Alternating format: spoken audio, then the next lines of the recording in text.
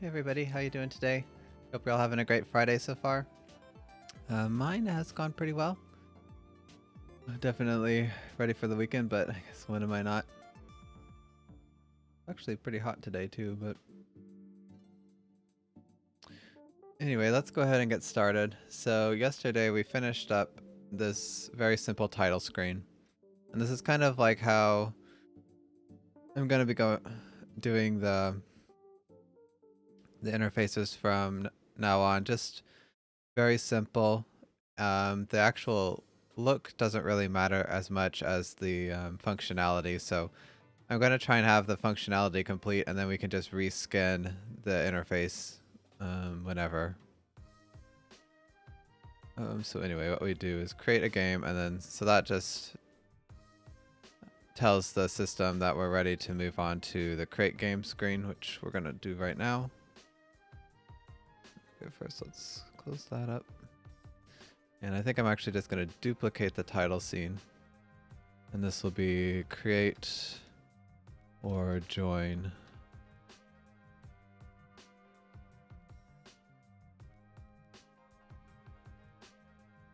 Okay, that should be fine. So now we're in this. So let's couple things.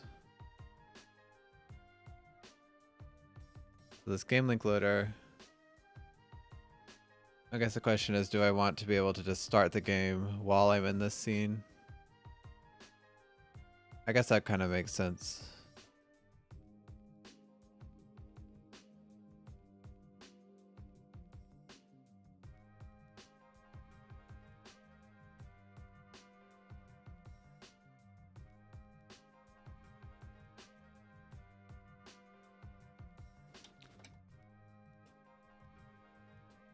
Although I guess now if I did that, it wouldn't really be a good way to either choose create or join.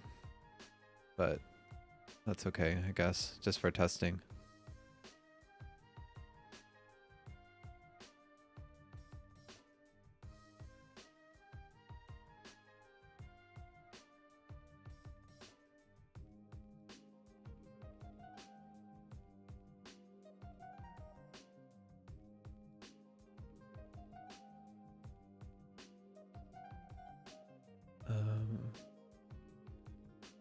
Okay, I call it setup lobby.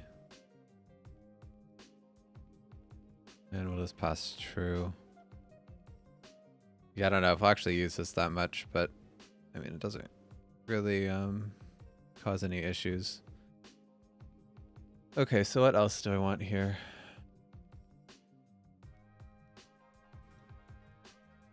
Well, yeah, so we'll need to change this. So I'll just go ahead and remove it.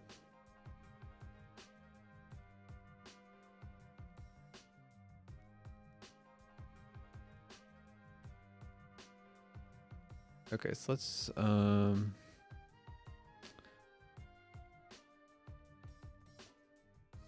I guess this text would need to be changed to either create or join a game. For now, I'll just say create game.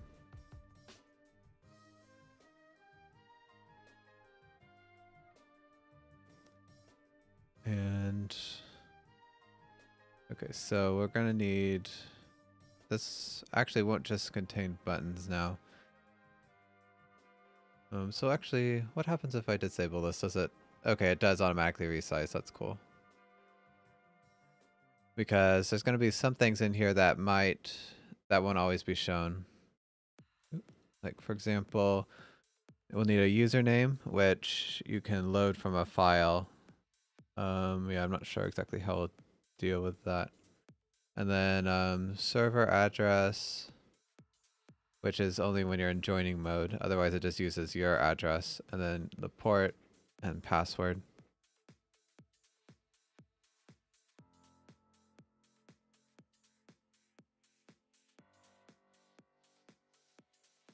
Okay. And again, I guess what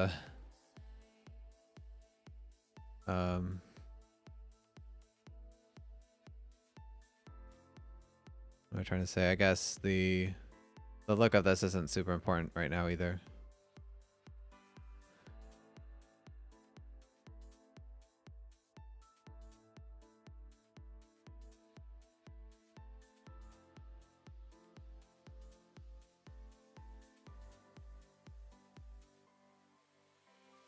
Okay, so let me see. Okay, I guess we'll need one button at least to go back. So this will just be cancel. And then, okay, and then we'll need something down here to show like that the game is actually trying to join.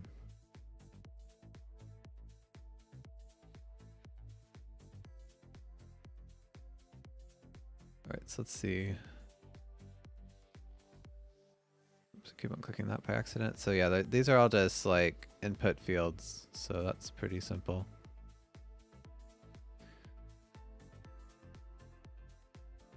All right, let's see if I can get this to work. So I want empty, and this will just be, this should have a rect transform. And this will be for, say, input, or I guess username. And I'll want a label, excuse me, a label, and then a text field.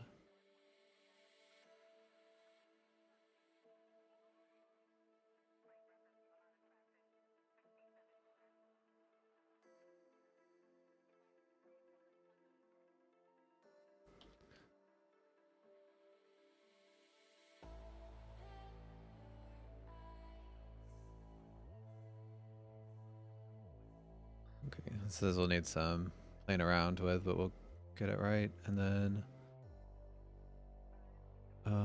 input field.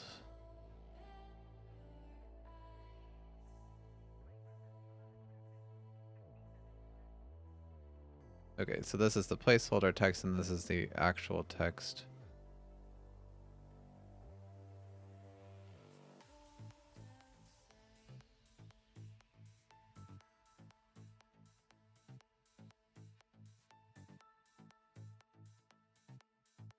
Okay, I keep switching it back. Maybe it's because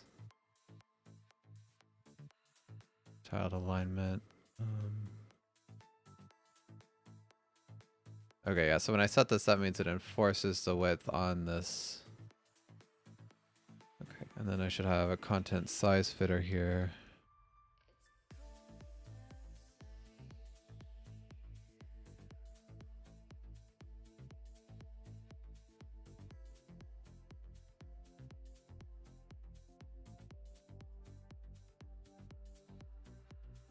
Alright, so let's try and get this to work right. Probably, so this button area, I'm going to need to make it larger. Let's do something like, I don't know, 400.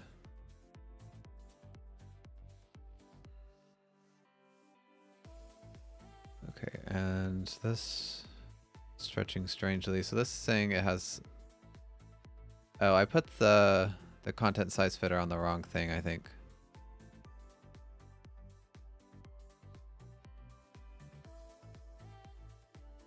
Yeah, I want to put it on this text.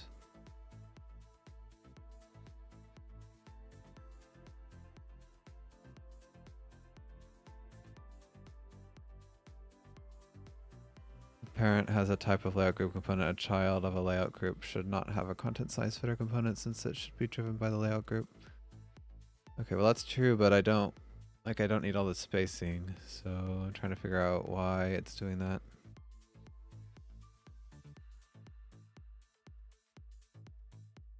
Flexible width. It seems like if I did this, then it would, like, I don't want a grid layout. I want it to just take as much text as needed. And when I do that, it shrinks this. So why does this have so much extra width, I guess is the question. Frontal.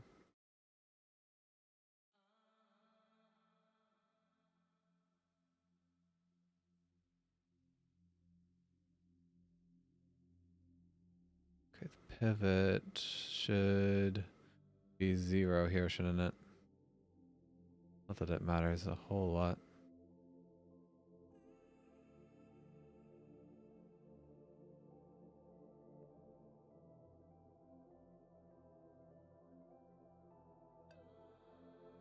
Well, this seems fine, but it's this input field. Trying to see, where does that... Okay, for some reason this has such a big width. I don't know why that is.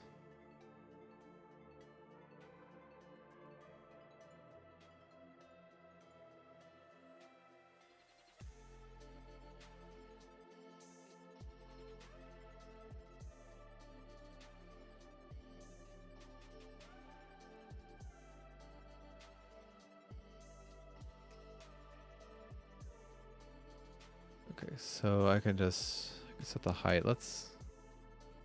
The heights are all 30.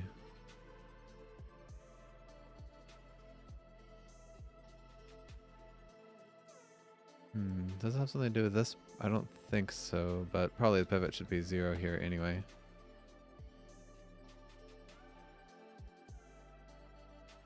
Yeah, I have no... Okay, the padding would be...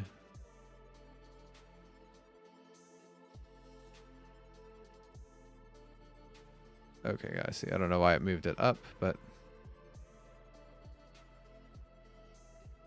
I have no spacing, but if that just makes this area even smaller. So the problem is, for some reason, this text has such a huge width, even though it doesn't need it. Let me see.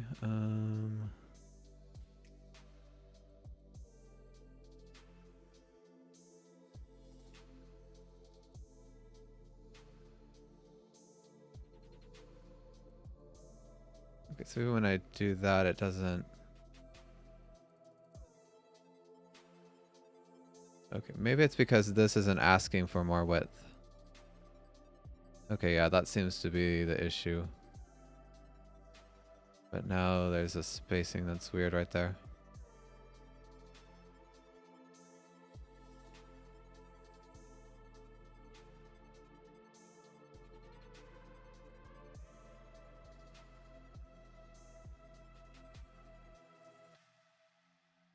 Okay, so maybe I need to...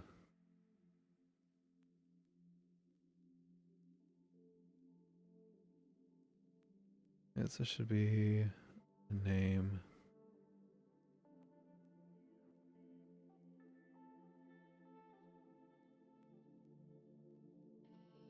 Okay, so I was gonna say maybe I need to have somehow tell it that I want a certain number of characters.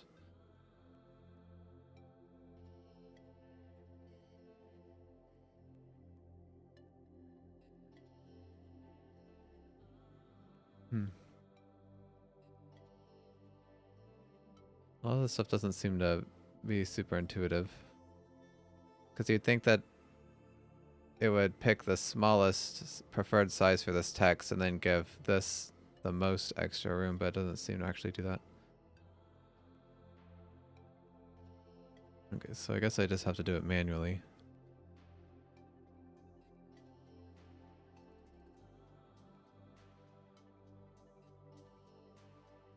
But then it doesn't stretch this out to fill up the rest of the space.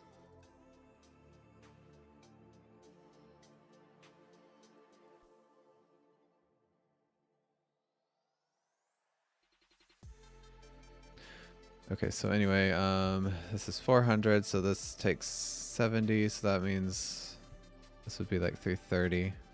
But I want a little extra space.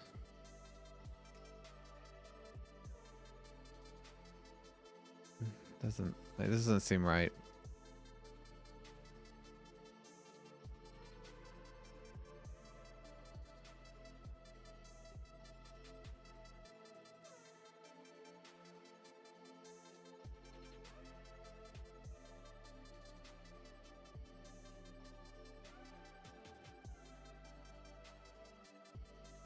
Okay,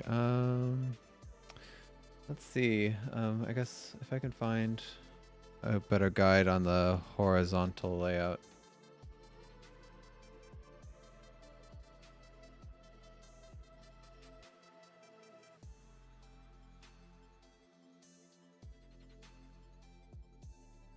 Okay, horizontal layout. Component places its child elements next to each other side by side. Their widths are determined by their respective minimum, preferred, and flexible widths according to the following model. The minimum widths of all the child layout elements are added together, and the spacing between them is added as well. The result is the minimum width of the horizontal layout group. Blah, blah.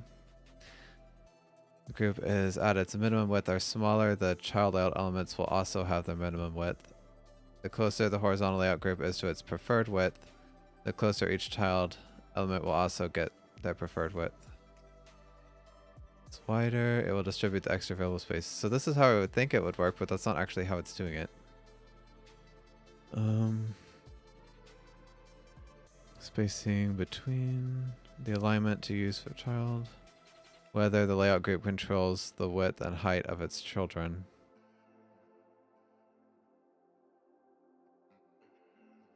Whether to force the children to expand to fill the available space.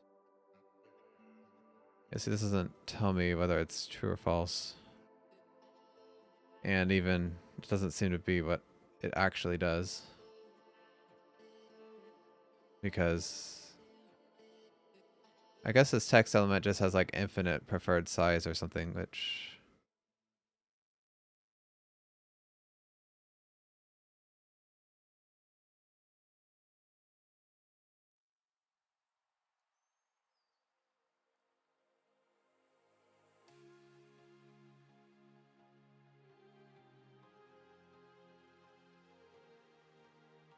Turn that off. Okay, yeah, so let's reset the width so it's not actually doing anything.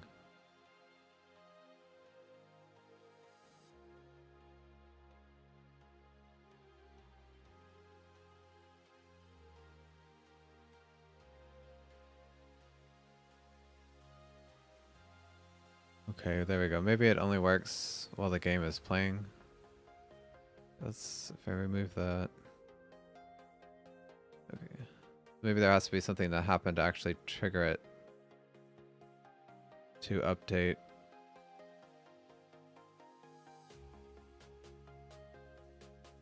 Okay. So what if I change this to 30? Okay, 70 seems to be what it needs, but...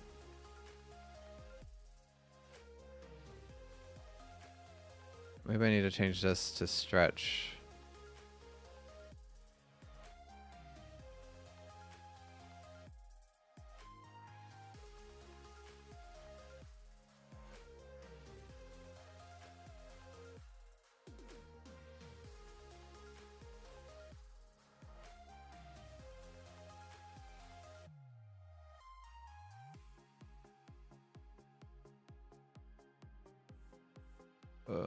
Okay, when I did that, now it's just invisible.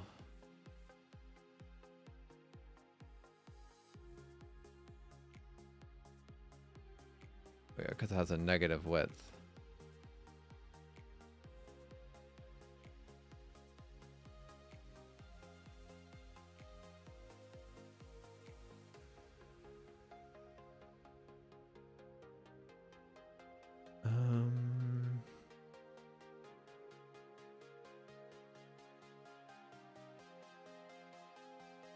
Okay. This is just, I don't know, it doesn't work how you would think it would.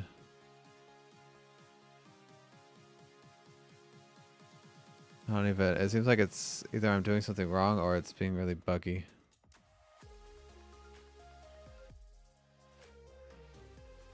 Because it definitely doesn't do this. It doesn't change the widths at all.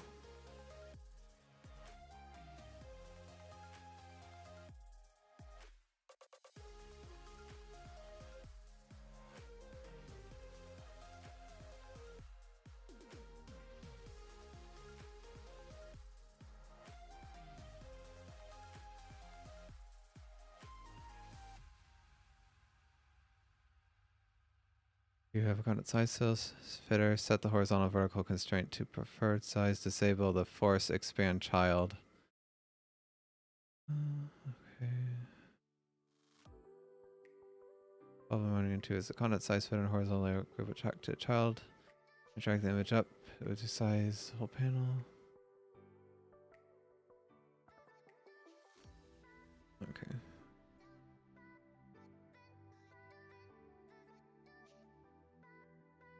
I don't know. It seems like I must be doing something wrong because it doesn't work how it says it does for one.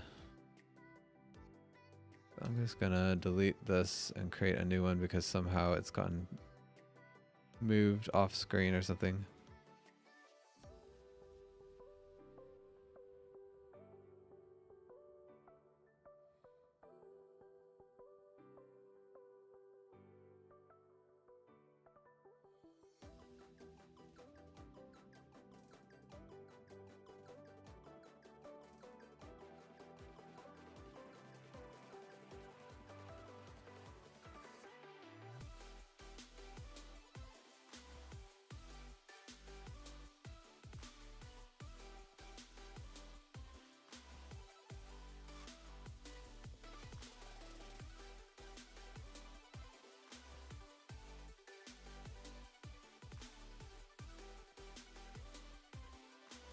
And now it's okay. Well, now it has a 0 width.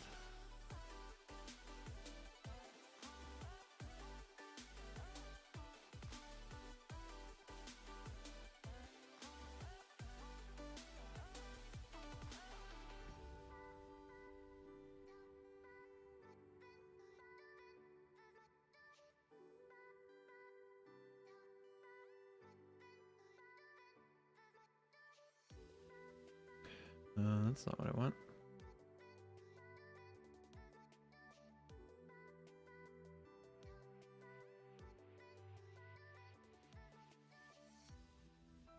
Alright, well, do I want to spend forever trying to figure this out, or do I want to move on?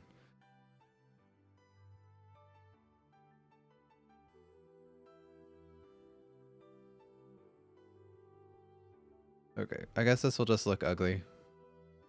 I don't know what is going on here, so I'm going to need to go and do some research after this to try and figure it out.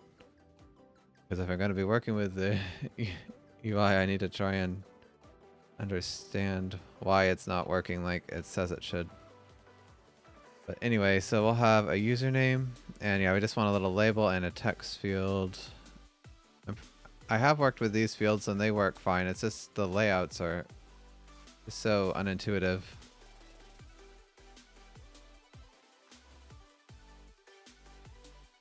Okay, so we'll have a username and let me see, an address, and then this will be disabled.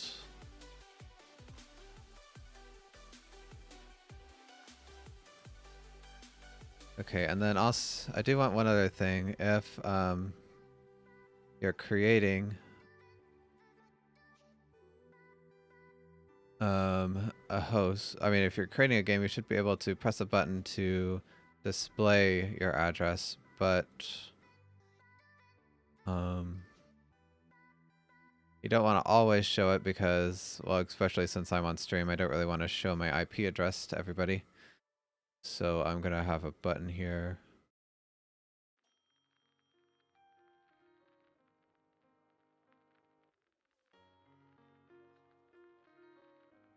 Okay, we don't need the input field for this. Again, it's all messed up, but oh well. I'm not really going to worry about the layout right now because it doesn't make sense. Okay, so this will be show address. And for right now, this will just be no dots. Okay, and so then we need one other text entry. I guess I should be changing this to maybe host. Okay, well, this one is changing. Why? I don't know. Okay, and then this one just says port.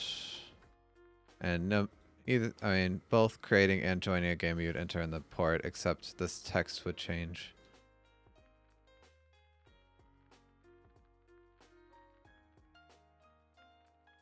Maybe I just need to set this width to like infinite, and then it would expand to take the whole field. So let's just set it to 400. Oh no, then it does go outside, which makes no sense either.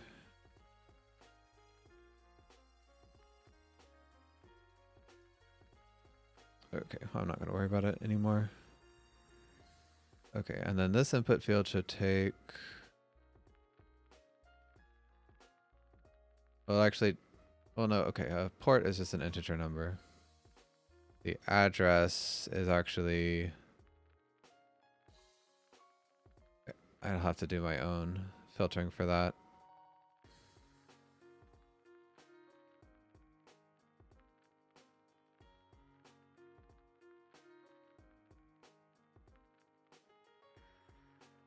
Probably I should also have this be a password type so that when you're typing in the address, it's not visible. And then maybe I should have a button to toggle that on and off.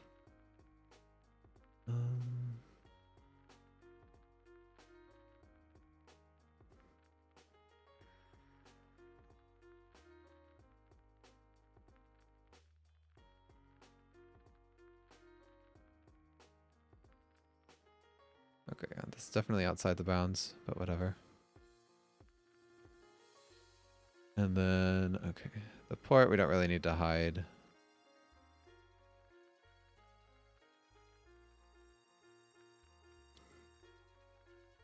Okay, and then, wasn't there one other thing? Oops, I keep clicking on the wrong thing. The username, address, port, oh yeah, and password.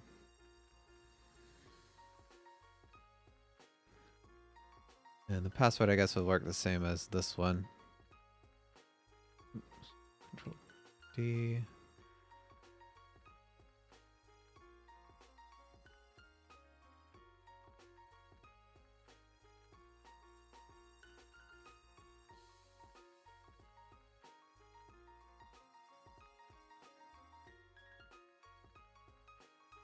Okay, and this one doesn't need to be custom.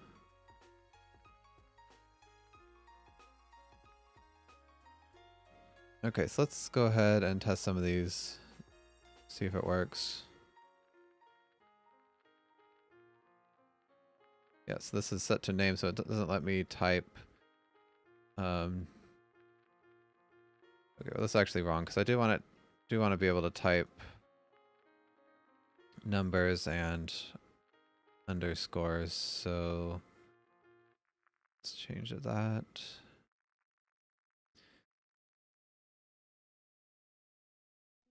I guess alphanumeric. I don't know if this will allow underscores either, so I might need to use a custom and then filter it myself. Yeah, no underscores. Okay, so well, I guess I shouldn't be that surprised I couldn't use it.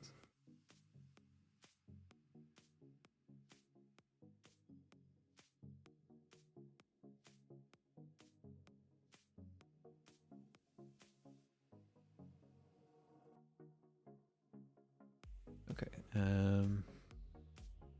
the address is same. I don't know. I'll just use the defaults for those. But it is on password mode, right? Yeah. And then this port, I can actually, yeah, we just want an integer number, so that can actually stay. And then the password, we want to basically allow anything. Hopefully that will do. Now when I type something, okay, it doesn't allow numbers. That is not correct.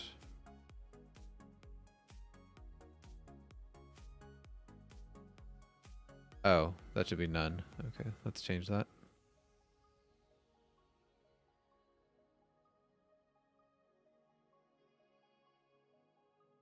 Yeah, alright, now this just changes everything to asterisk, but if I changed off password, it would display it. So that's what the show will do, is toggle on and off masking. And okay, I guess I could have tested the other. Okay, and the port only lets you type numbers, which is fine, and then the password you can do anything. Can I do decimals or punctuation? Okay. Looks like we've got all the buttons we need.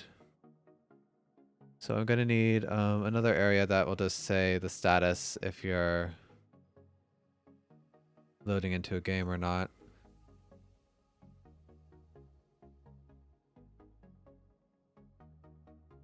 So I guess just for this I'll just use a text because it doesn't really matter how it looks.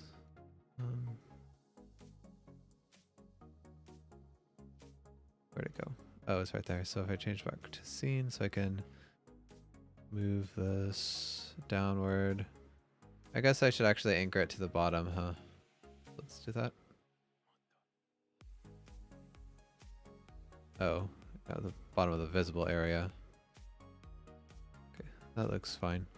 And this, we'll just hide this.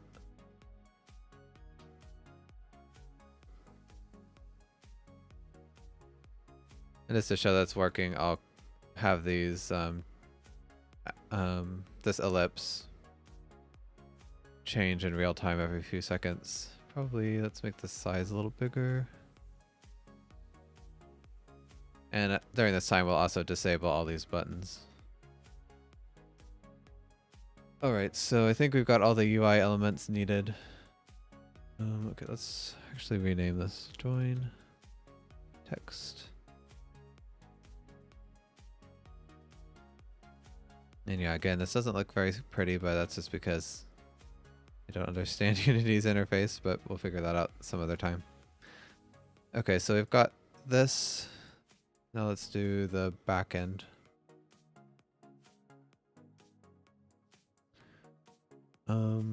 Okay, let's see. So how I want, kind of like the other things, I want to try and disconnect the interface from the rest of the game as much as possible. So that way, like I said, later on we can come back and reskin this interface and it won't affect the inner workings of the code at all. At least that's the goal. So whenever I do these things, I should just send an event to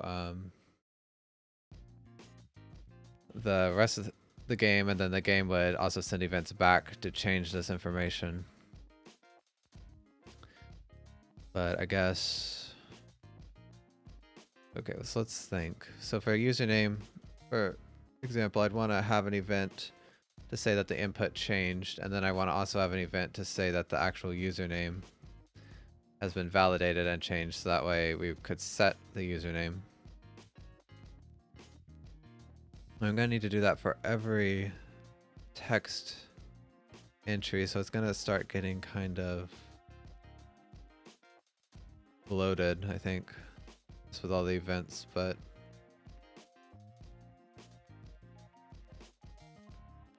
that might just be the way to do it. Because I don't really want... I'm going to try and stay away from having the game say, okay, set the text in the username field. I just want to say, okay, the username has changed. And then the interface will do whatever it wants with that. So let's see. Let's make... Okay, just a file that'll hold a bunch of events. Oops.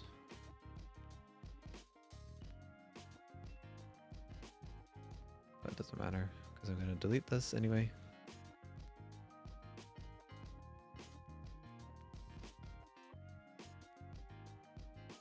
Okay, so I guess let's just do the username first, because that one's pretty simple. So we'll have username change.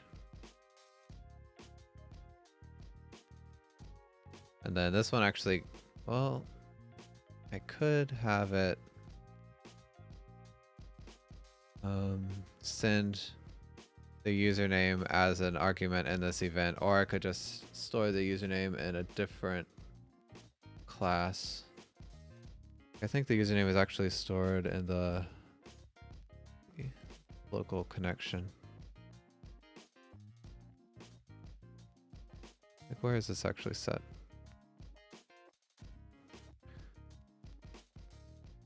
Okay, it's set when we... Okay, so it's when we get validated by the server, we use that.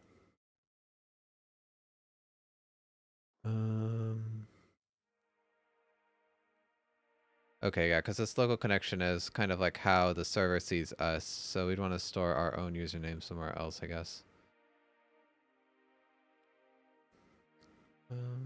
Yeah, and it wouldn't be used anywhere else, I don't think. Oops, I put the event in the wrong thing.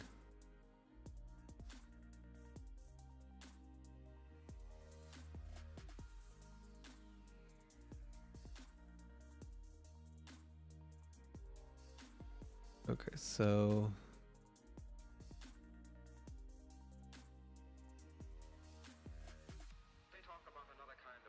What do I want to call this? This will just kind of... I guess just input state, I don't know.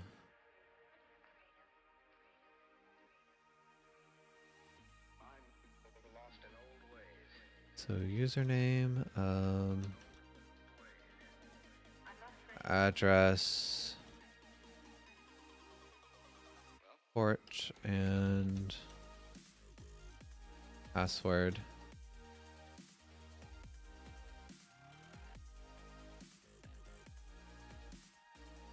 And then also just want a state for the current flow of the scene. Let's call this flow state.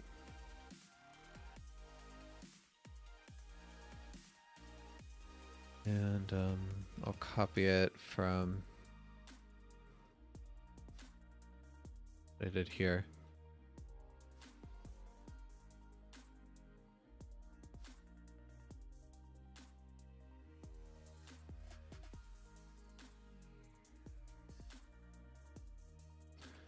All right, so again, I'm not going to worry about having like a, what's the word? An initialization animation phase or anything. Later on, I might do that, but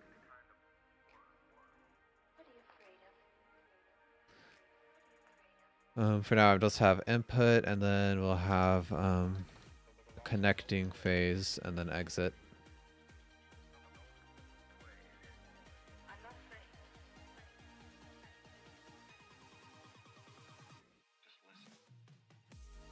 Okay, and this will also need...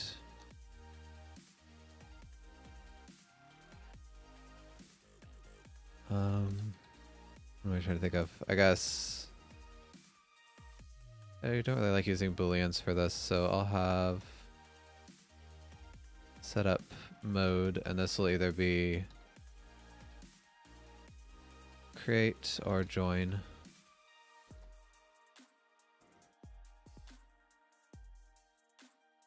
And then I think I'll also need a float for a timer, but I guess I'll go ahead and put that there. Because when we're trying to join, we'll want to have a timeout after a while. Speaking about that, I'll probably need an error string under here. I guess I'll go ahead and create that.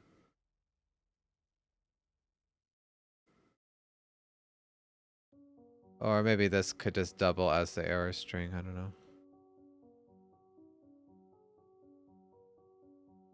Come on. Okay, so this will just join text. I'll change this to status text. Oh, and then also one important button I'm forgetting. Oh, first of all, that should go beneath. And then I also just need to have a join button. Or I guess connect button. And this will be, they'll actually try to either create or join the game.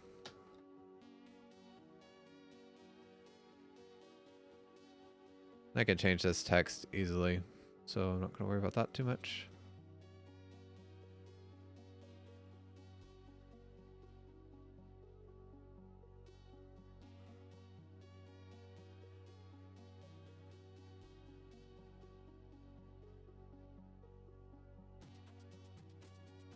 Okay, so let me see.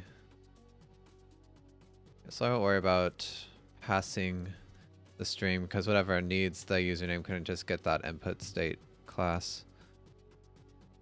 And then I guess username input change. Okay, and I should change this, I guess, to username value change. Just to, so it's not quite as confusing. Okay, so I'm just gonna try and get the username working. Then we can see how well that works and try to expand on it. So I'll need a button click listener again.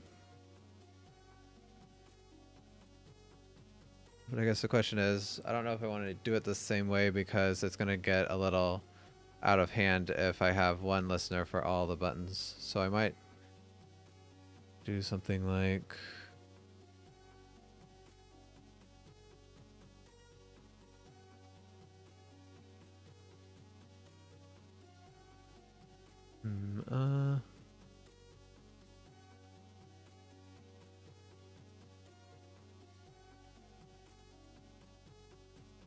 So I'm trying to think. I kind of just want a class like this that handles the username information, but then I'll need something like this to actually get the Unity button so I can add a listener.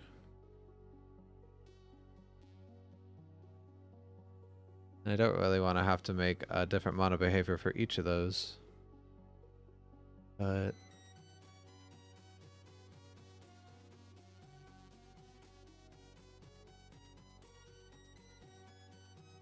okay, let's maybe okay. Let's do something like this.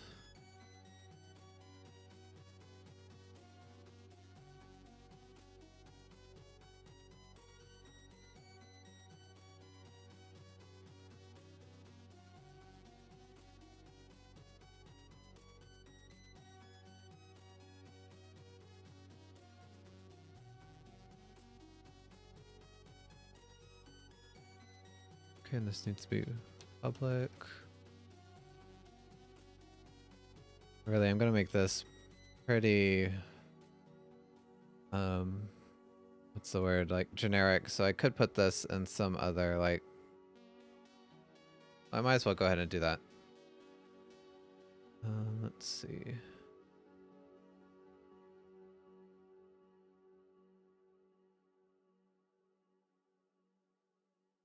I'll just call this UI helpers.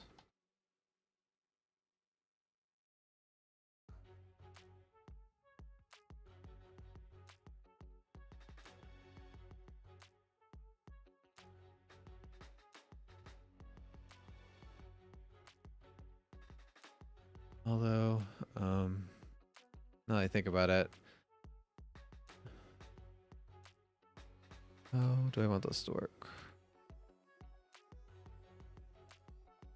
Because I was gonna have it listen to the Unity events and then say, okay, this has changed for a specific enumeration. But if I use that enumeration, then it's not going to,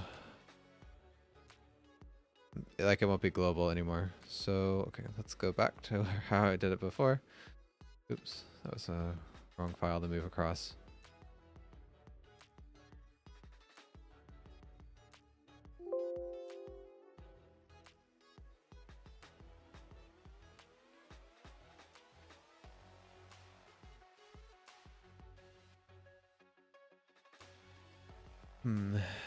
Yeah, that's the only bad thing about this event system I'm using is that it doesn't interface well with Unity.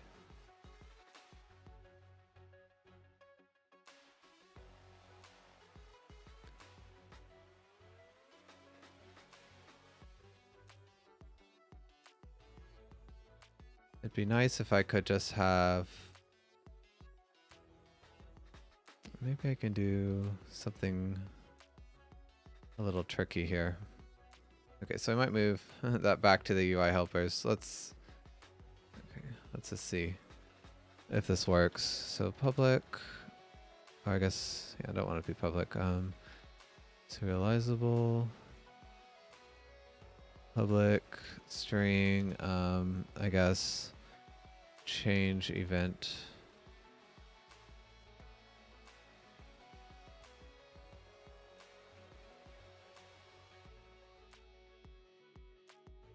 Okay, so what would I want to do for a text field?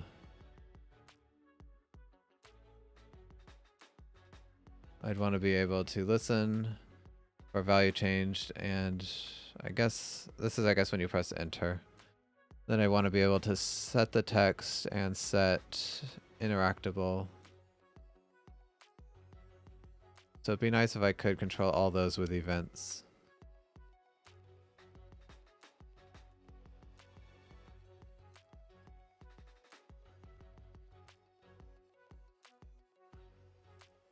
Okay, so maybe the best way to do this,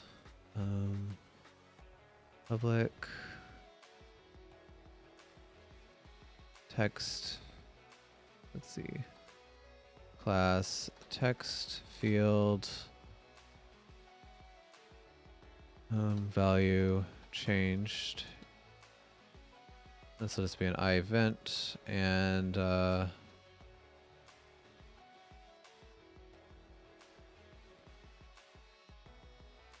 in order to get this to work well with Unity, probably should just use a string instead of an enumeration.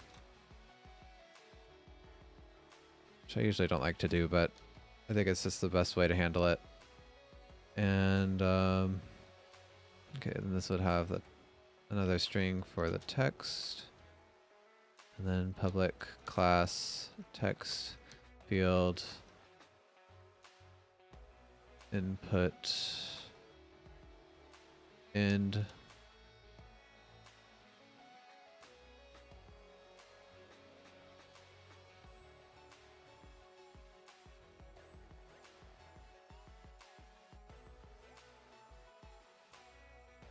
And public class. I guess we should also get the text here.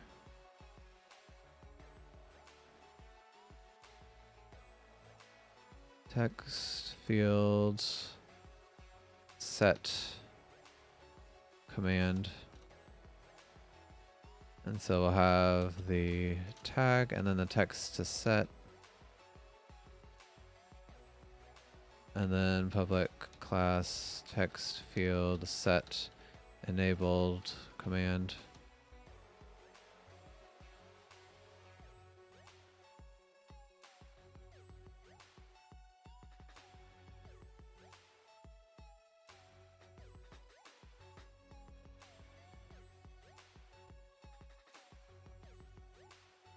Okay, let's change this set text. So the only thing I don't have now is a way to get or like request the text or the enabled state. So what I want to do for that is have like another class that has like a registry of all text fields or something, if that's even needed. I don't really know, because I want the user face to, or the interface to kind of be reactionary, and so it shouldn't actually control any logic. So hopefully we won't actually need to do that. Okay, so now I was thinking that I would have like a string to like the event class's name, and then I could create it when needed, but now I think I'll just use these events and then string, I guess tag. Okay, yeah, and this shouldn't be public, this should be, oh yeah, and Unity already has a tag, so I should just call this text field tag. Okay, so now it's got to somehow get a handle on the event queue. I think I can do that. So on start.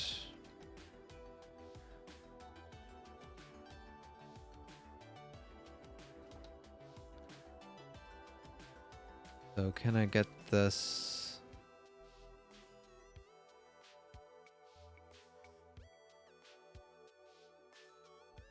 Okay, I can get it like that. So as long as the game has already been set up, this will work.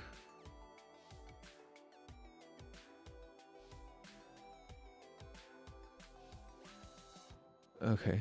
And then I'll actually need the text field, which I guess is part of Unity's experimental. I don't think so. Oh, they're calling it an input field.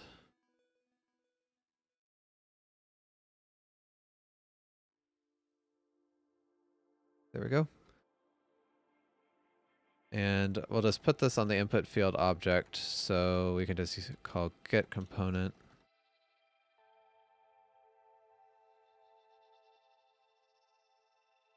All right, so now I need to register some events.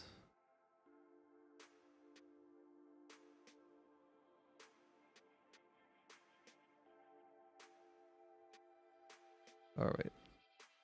Let's just say on and edit.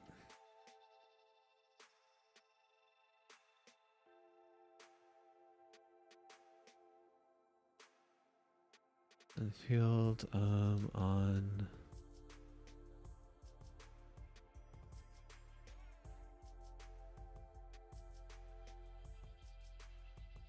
Okay, so that's kind of interesting. I could set my own validate input.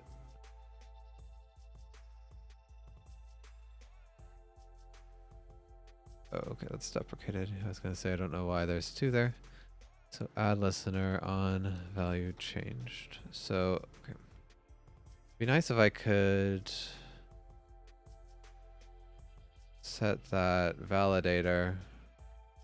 So otherwise somebody would like type something and then it wouldn't, and then it would show up for a split second until the game realized that was a bad input and then wiped it.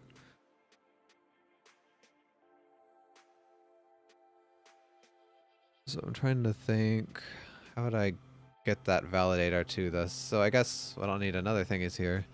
Another thing here is public class text field set validator. Okay, I guess we'll put command at the end.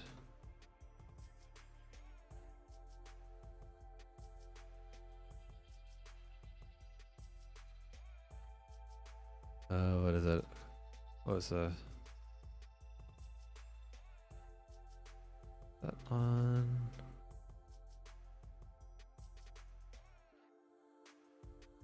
Come on, can I type it? Character validation. Okay, well that's function to call to validate input characters. I guess I should look up exactly what that is, but input field on validate input.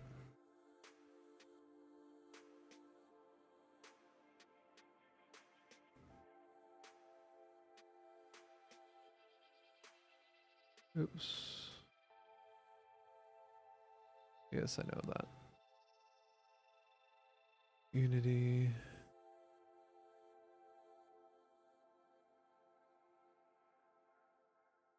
Okay, so function to call validate input characters. So we return. Okay, so it you actually validate a character. Character to validate.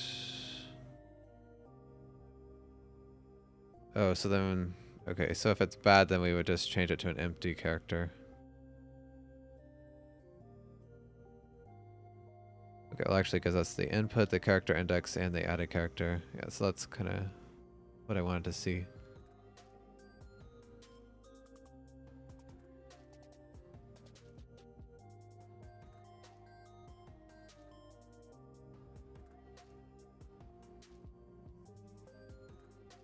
Okay, so anyway, got those, and then I need to listen to the 3 events. So, okay, and the event listeners for my system have to be called every frame. So, okay, I ticking listeners.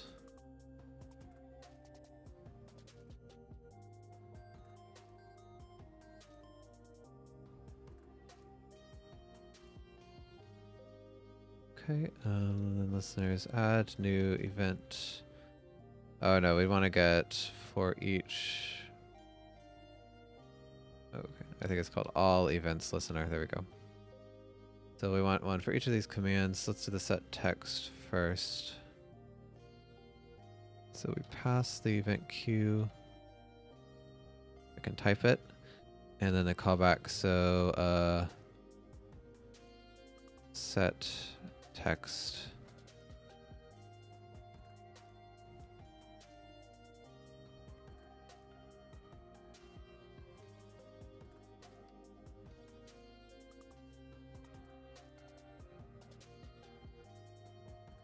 And then, okay, I want the other two, so set enabled and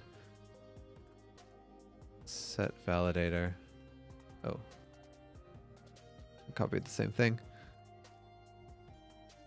Okay, so set enabled and set validator. We probably also want to be able to set, oh, if this is even shown.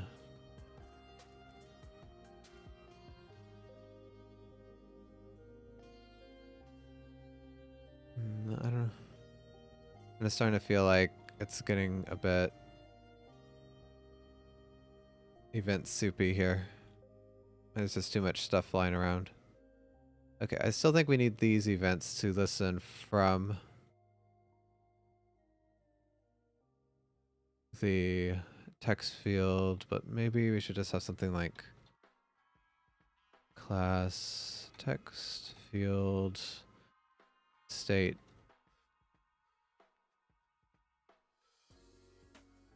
And then we'll have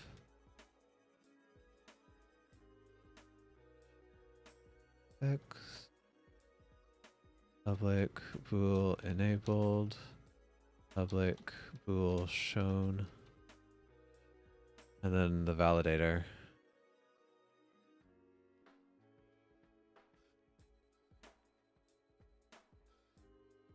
Okay, so I do this, and then I can have just one event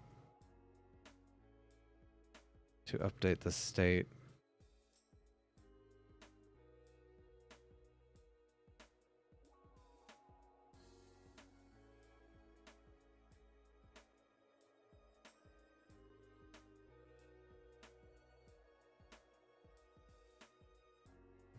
Okay, and so I guess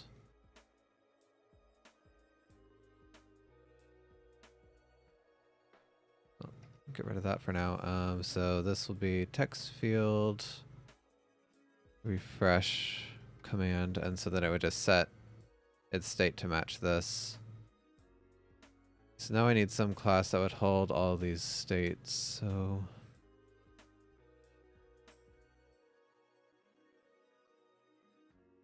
okay, I think I know how this will work. The text field, data.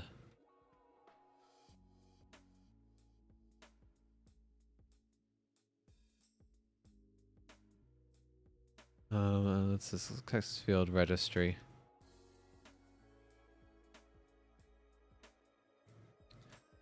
This will be a float logic container, so this will just work within our system. Okay, this doesn't need to be public.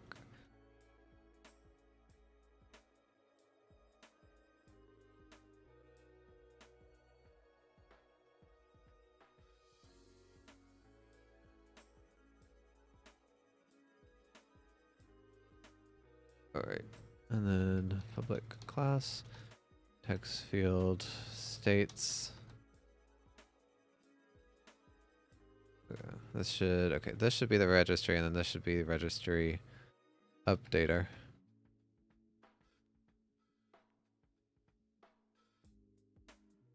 And this will just have a list of all active text fields.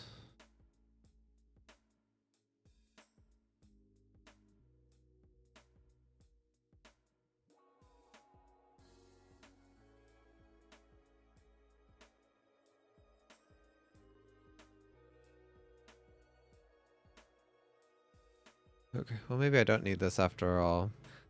Because what would happen is the text field listener would just get this text field registry and then add its tag to the states. So that's pretty simple. Okay, so private registry. This registry equals game link game dot context get. Okay, so this will need to be a top level object in the context, but it's not that big of a deal.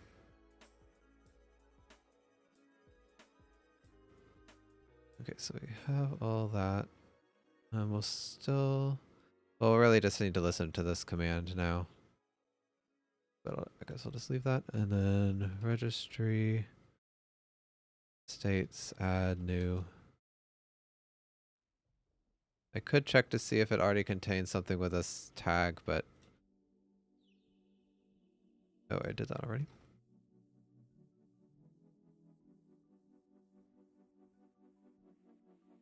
And I guess we'll just set it to what's originally in the field, although it doesn't really matter at this point. Enabled equals field dot.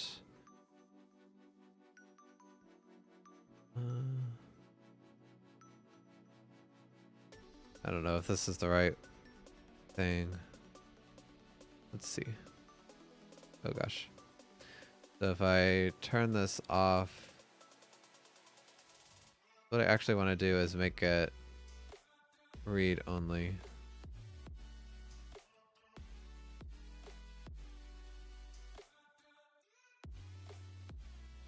Okay.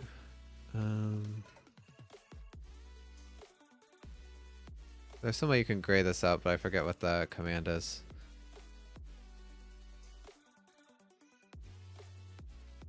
Okay, I just come back to that. I just want to play the game so I can test this out. Oh, okay, maybe it's just interactable. I should probably use that instead of enabled. Oh, it's still compiling. Okay. Yeah, so if I turn that off, it's grayed out. Okay, so let's change this instead of enabled to interactable.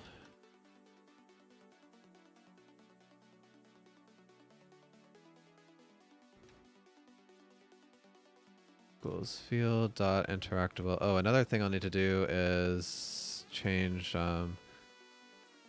password mode on and off.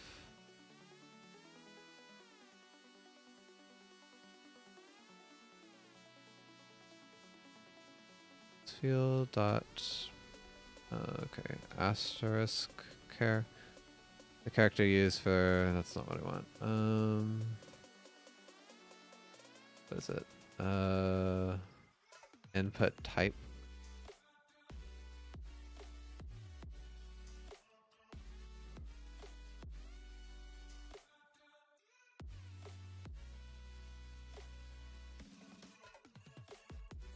And then last one is shown, and that's just field dot is active and enabled. I think that's right.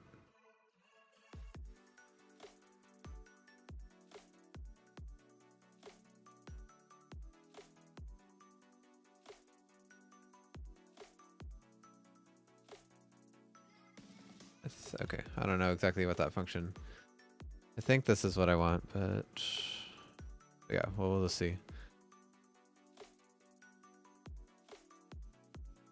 Okay, so yeah, I like this way better because it stores the current state, and also we don't have event soup quite as much because we can just send this command and the text field will update itself to match the state. I guess I should just get a reference to this state. We can just hold on to it. So I won't have to find it every time.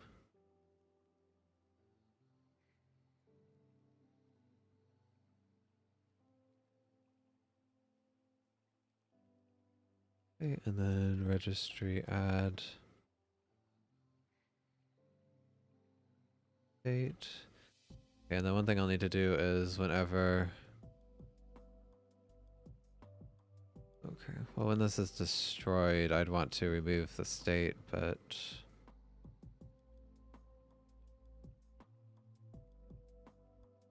Okay, I guess that would work. So registry state, add, or wait, remove.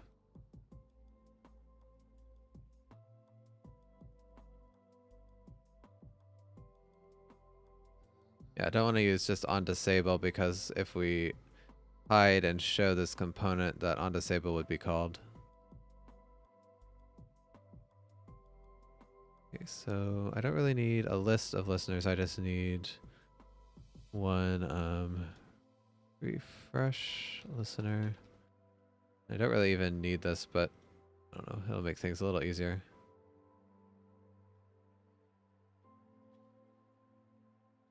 So event or all events listener.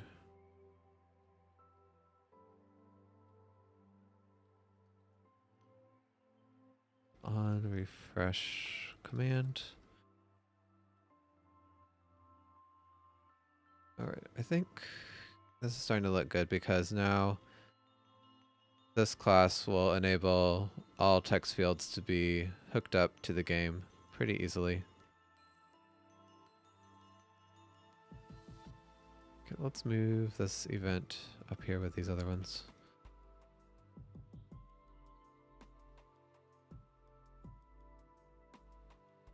Okay, so this is the text. So at this point I would queue the event. And we already figured out that even though this takes place outside of the tick for the game, if I just queue it and not queue immediate, it will still be okay. So events queue new and then tag is a text field tag, not the other tag. Not the same thing.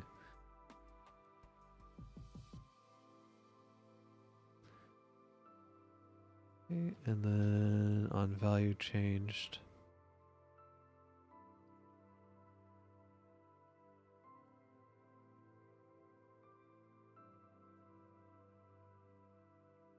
Let's play text change.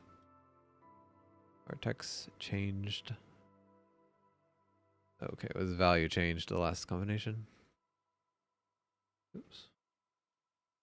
And so here we just take the command and then update everything. So field.text equals command dot. Oh, okay. So first we have to check if the command tag is our tag. Yeah, so that's pretty important. If that's true, then we just update everything based on the state. So field.text equals state text field dot interactable is state interactable, and then input type is state password mode, and so this would be password, otherwise it's standard. Field game object set active would be state dot shown, and then I just need to set the validator.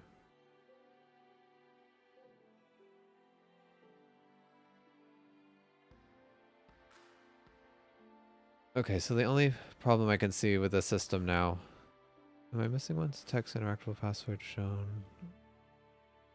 And I got 5 here, so oh, the validator. But the validator wouldn't exist, so that's okay. I guess I'll just set it to null just so it's there.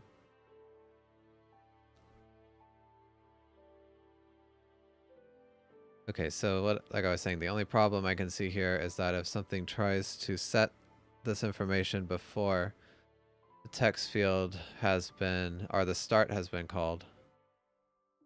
But actually, in that case, this state wouldn't have even been created yet. So maybe I should check to see if the state's been created. then I should refresh immediately. But if the state hasn't been created, then I would set everything here. But yeah, that's probably the right thing to do. Okay, so let's see. Text field state for each state and registry states. Oh, I can't do that. Let's say check state. If check state tag is my tag, then we'll just use this break. Okay, so if state is null, then we would create a new one. Otherwise, we would want to call this refresh on it. Okay. I guess I'll just need to extract this and call this match state. So we just call match state. I think that's good. Okay, but yeah, so this would happen if the logic that wants to set this information was instantiated before the start method was called by Unity. And that might just happen because I don't know the order that this would be set up during loading. But I think still whenever we destroy this object, then the text field doesn't exist anymore, so we should just remove the state. And so anything that relied on it would have to, well, no, it just wouldn't be in the list anymore. So I guess we'll have to check that. But that would only happen if we tried to exit the Unity scene before the logic was done with everything, so I don't know why that would happen anyway. But anyway, so the last thing I need to do is I need to call that refresh listener every update.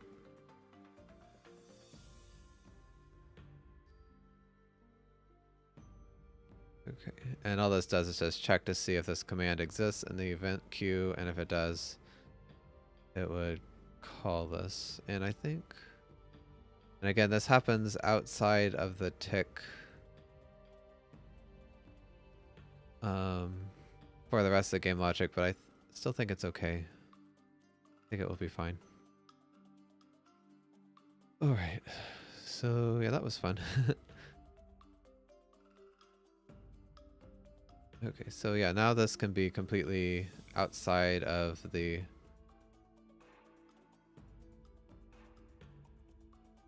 setup lobby phase. I'll just put that down here.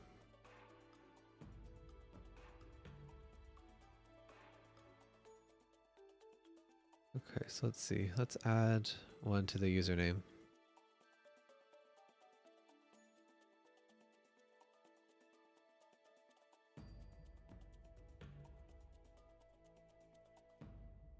What did I call it? Text field listener. So I guess I'll just do everything in lowercase. Oh, actually, usually, okay, for this stuff I do everything in uppercase, like I did in mod, so I guess I'll do that same here. And of course, I gotta compile when I was trying to type. Okay, so yeah, so it's just telling me that a bunch of stuff's never used.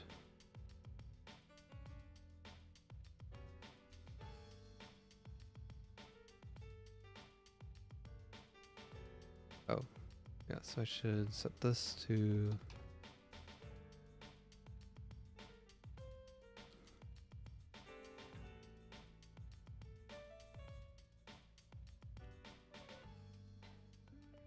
alright, so I guess I'll play and see if there's anything weird that happens.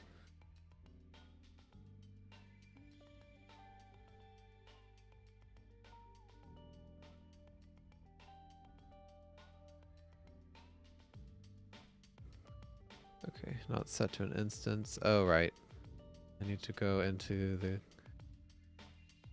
game and resolve. Resolve and bind UI helpers dot text field registry. Because it was just looking for this object and it didn't exist.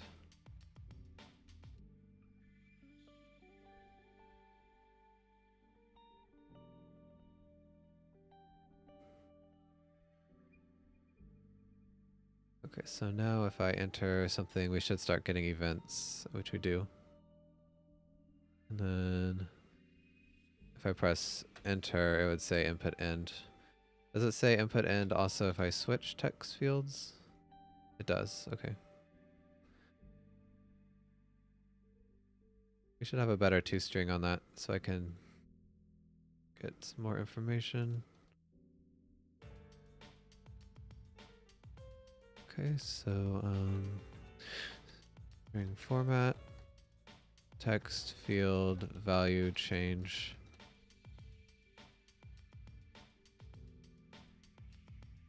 No,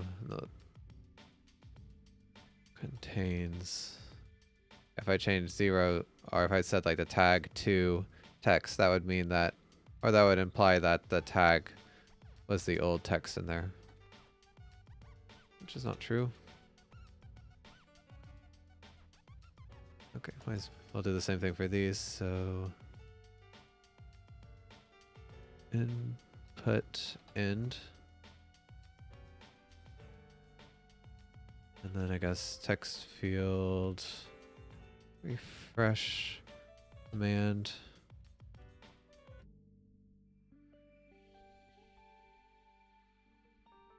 Okay, so now we'll know specifically what text field is being commanded to do those things.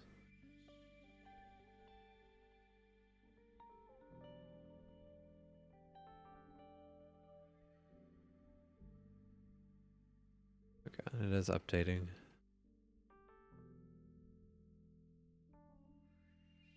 Okay, so that's good to see.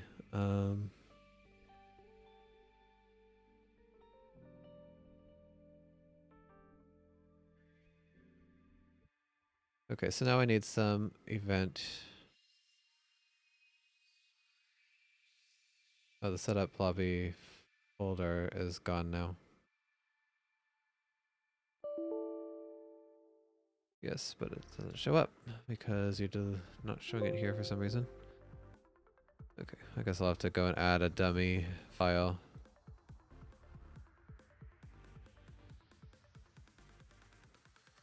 Okay, so I guess this will just be or control the username.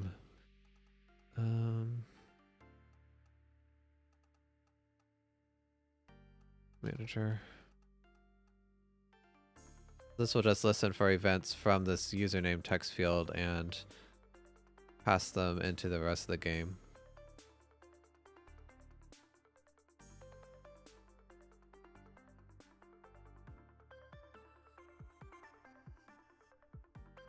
Although, how do I want to do this? No, I don't really want the game logic to ever get this text field state. I think that we should just react to other events from the game logic. I guess we'll just see how complicated that gets. Okay, so now I've got to type out namespace, lizard tamer, setup lobby. Oh, right, it's game logic setup lobby.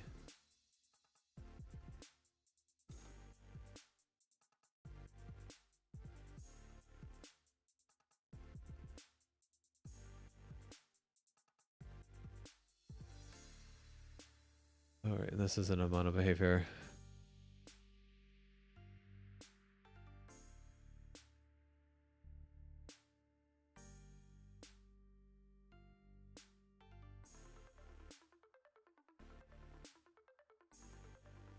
Then I'll also have the text field registry.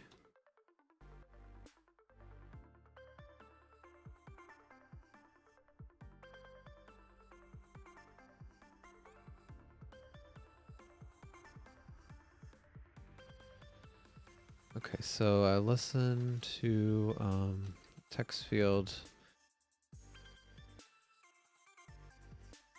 Let me see. I guess just whenever the input changes. Well, no, because we'll need to do like validation and things like that.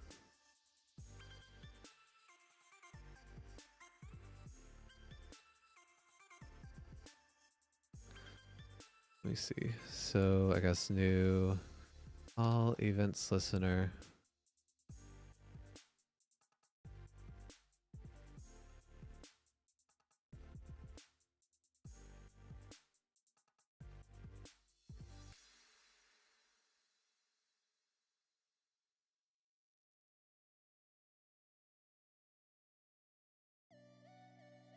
Okay.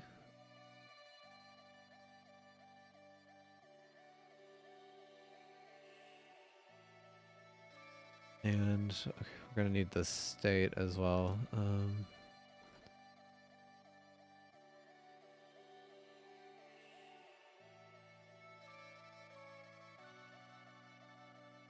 Okay, so this is gonna be something.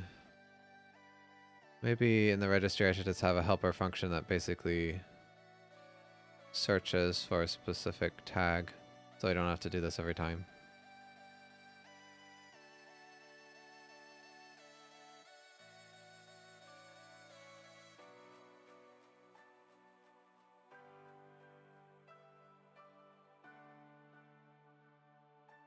Okay, I shouldn't do like find or create, because if it doesn't exist then we'll have different logic, so...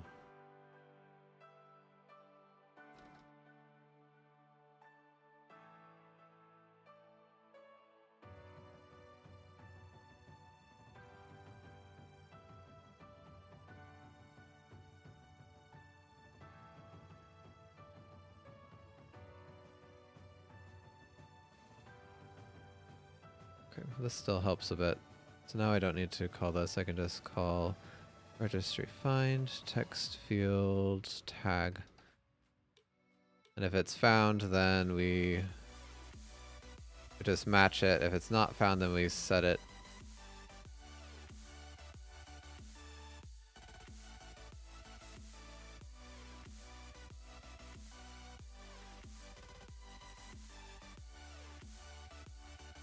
Okay, so again, if state...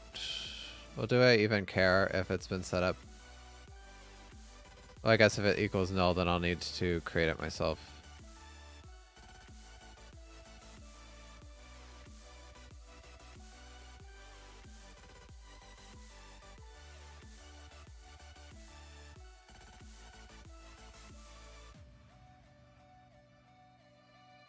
Okay, so we want it to be interactable.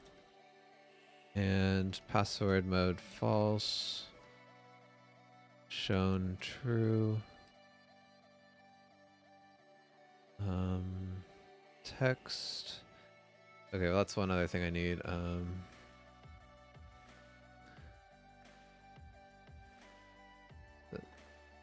input state.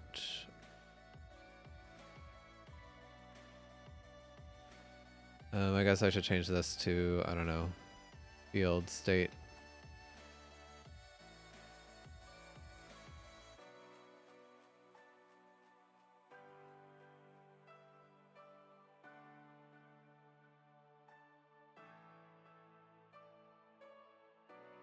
State dot username, and what else is there? Just the validator, isn't it?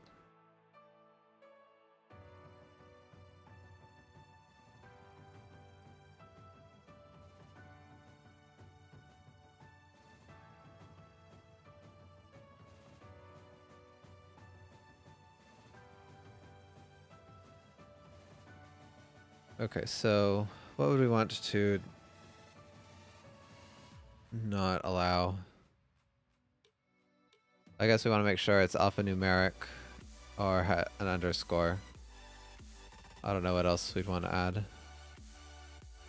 I think there's an easy way to do that.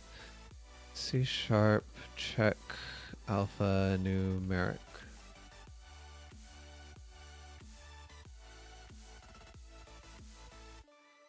Could use a regular expression, but that seems a little overkill. Okay, yeah, I thought there was a helpful function. So if character is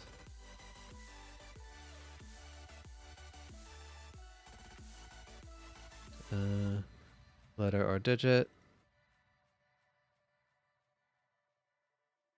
Actually, I wonder. Also, I'm curious if this works with Unicode. But well, I guess if we come to that, we can fix it.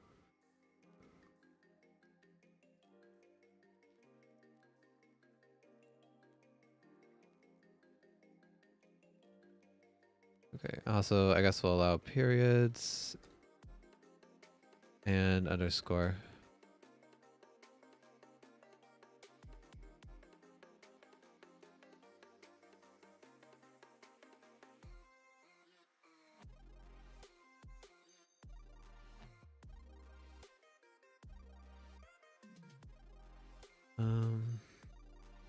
I want to check to make sure if this is all false. So, okay, I had it right first time actually. So yeah, we want to see if this is false. So if it's neither of these things, oops, I pressed backspace by accident. Then we would change added character to the null character. And then also, if I guess we want to have a maximum length. I feel like that needs to be stored somewhere. What's it complaining about? Inconsistent and okay. Yeah, this doesn't need to be public. I don't really want to just put this in here. I feel like it needs to be stored somewhere with other constants, but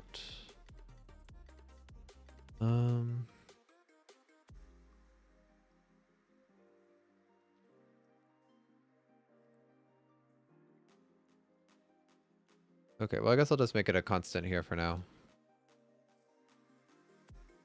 Public const int username max length.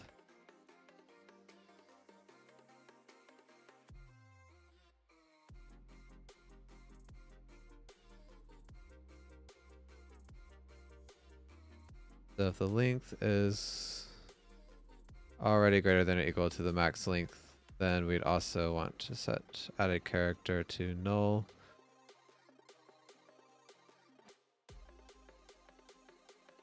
Okay, and then we just return it. Okay, so supposedly if you do this, then it won't actually add the null character to the string. We'll have to see about that. So on value change, first I'll want to set the username into the input state and then call username changed.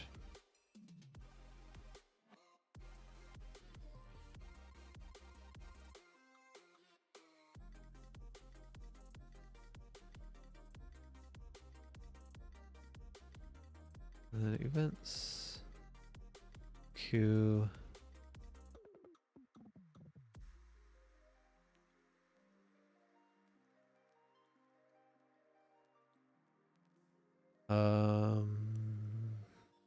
okay, well I guess I don't want to set this, do I? Because I actually just want to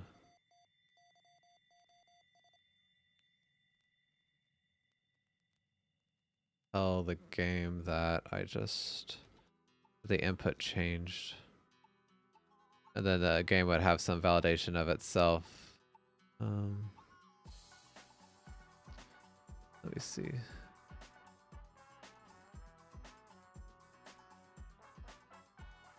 Okay, so I guess this input change should have a string for the input.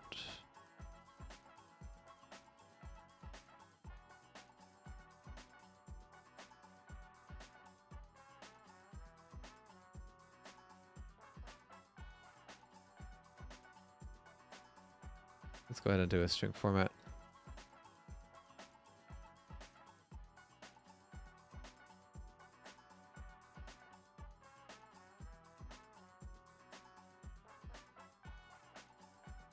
Okay, so I guess now we'll just call new username value our input change. I won't actually set it. Yeah, this is a comma. I always forget that.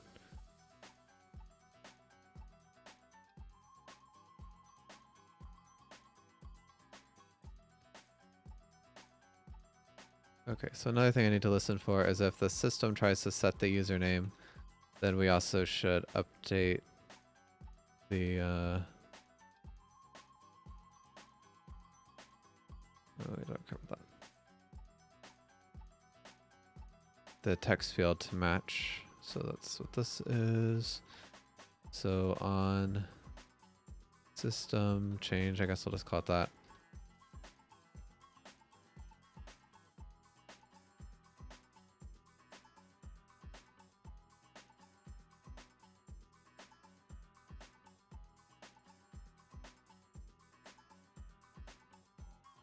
Okay, so if, let's see, if state dot field state dot text does not equal the input state dot password, then we'll go ahead and set it. Because what is likely to happen is that after I send this event, the system will just set the password to what we pass through and then fire this event. So we don't really need to tell the text field to update in that case.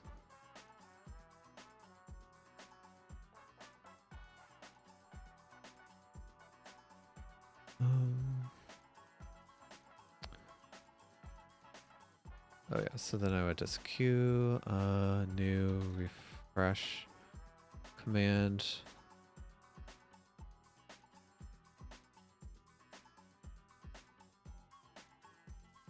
Okay, so one other thing I need to listen for is when the phase changes, we'll need to disable the interactability of the text field. So phase change event.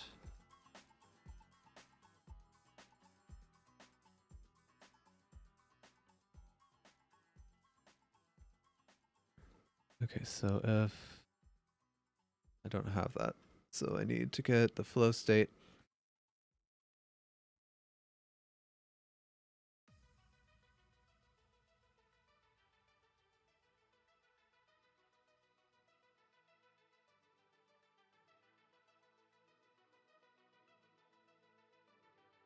And so if flow state dot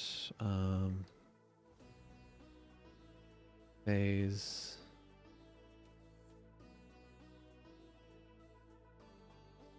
well, I guess we'd actually just do it this way.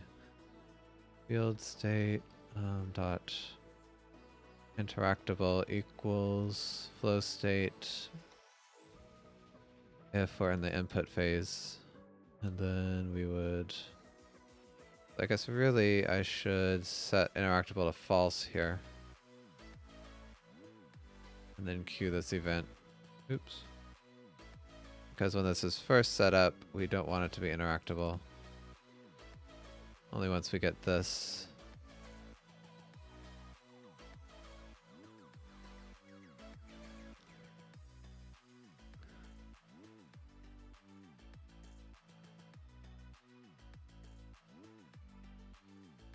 Okay, since I do this a lot, let's actually extract this.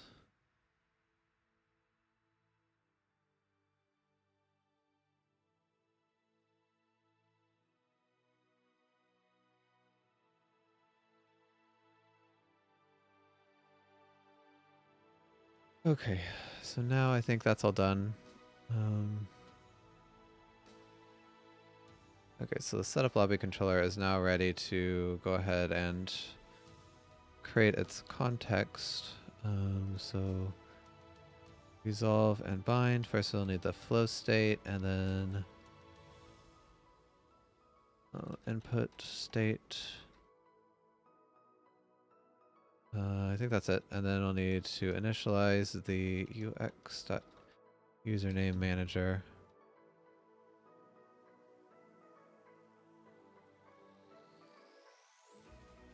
Okay, and yeah, that's all we have ready to go now. So nothing's really gonna happen. What should happen is this will gray out when we enter the game because the game will, or the username manager will set it to be uninteractable.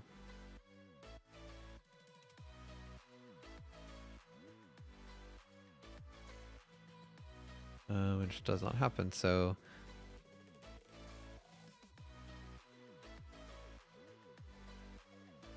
something, the text field listener called update and grabbed it but didn't set uninteractable.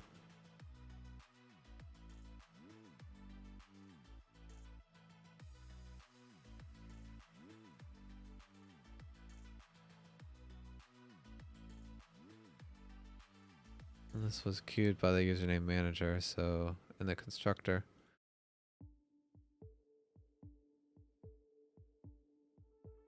Okay, that was false there.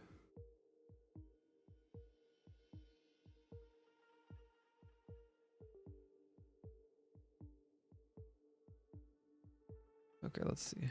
Debug, log, state, interactable. Let's just see what this spits out.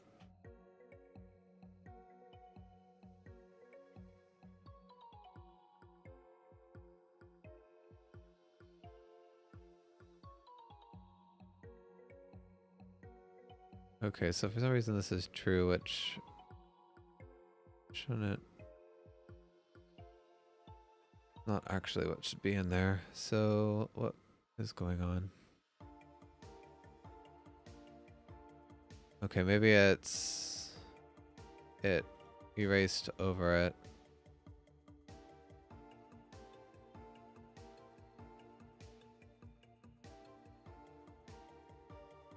I do add it there.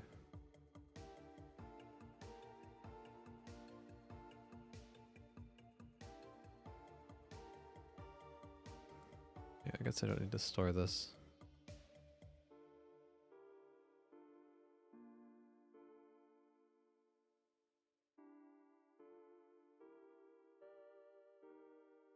Okay, it is username.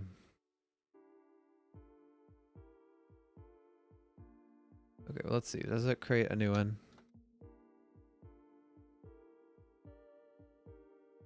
So mono behavior creates. And then let's check here. And this would be username manager creates, and see which one is called or if both of them are called.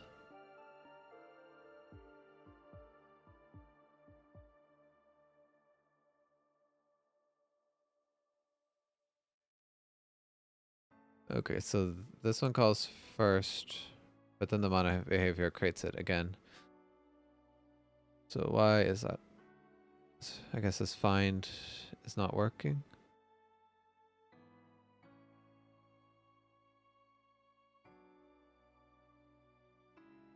Okay. Debug log, check state, tag.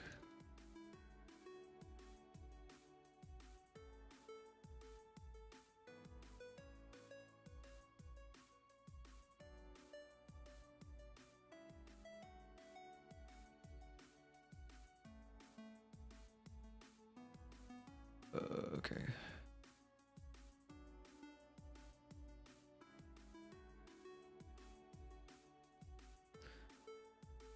Okay, so it's just has username and then nothing.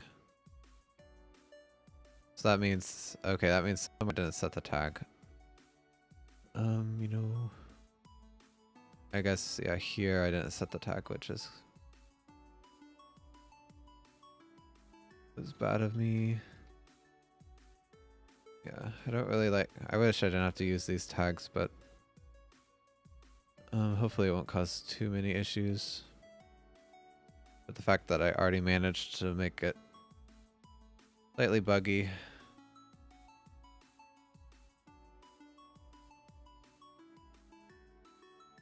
Okay, yeah, so now it's set to uninteractable, so everything's matching up. Let's get rid of all these debugs.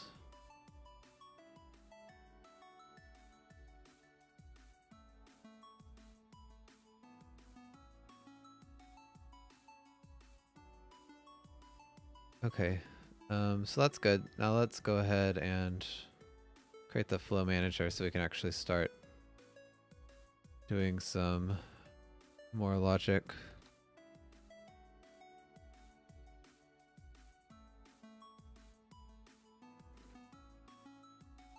And I think I'll just steal the flow manager from the title controller because... Oops. That'll have a lot in common.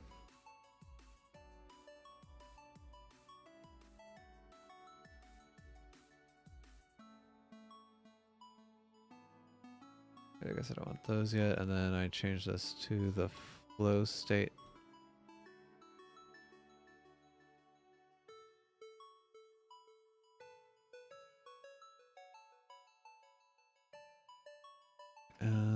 Setup phase.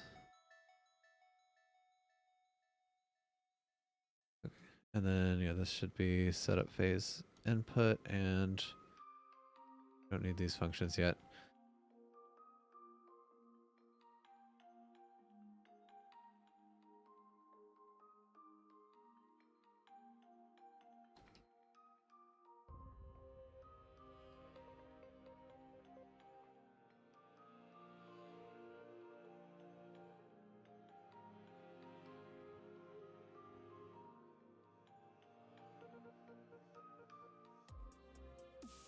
Okay, so now when we play, it should be interactable again because it's going to switch to the input phase.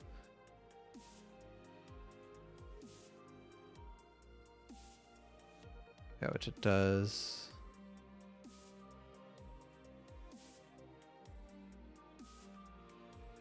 Yeah, it kind of updates a bunch of times, but it's not really that big of a deal. Let's see, what does this work? So value change. And then it switches to input, and so the username manager retrieve text field value change. Okay. And it said that the input is null. Then the phase changed. So then when the phase changed, it sent a text field refresh command, which is in grabbed here. So why does it queue that?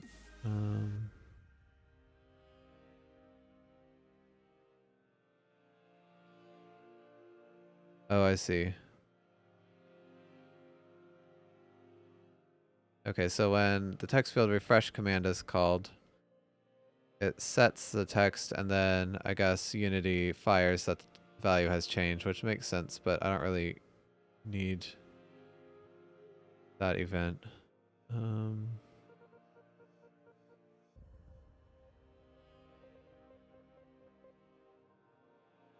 Okay, so how would I catch that? Because that's gonna cause just like circular logic.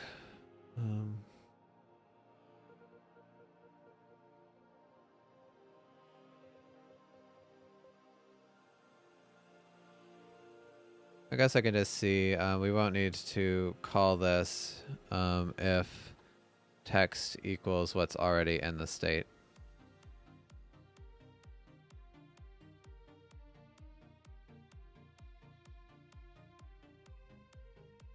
Also, yeah, I should update the state.text.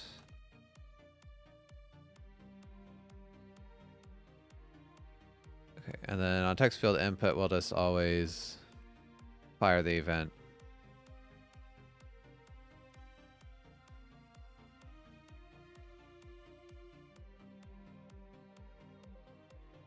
Okay, so let's see. Hopefully, we don't need to fire those events again. Oh, hey, Offie Gamer. Good Good to see you. How are you doing today?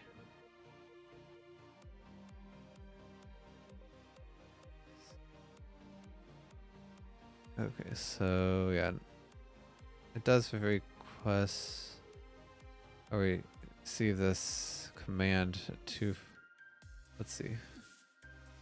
So it queues the refresh command here from the username manager. That's just the original one, and then it queues it again here. Okay.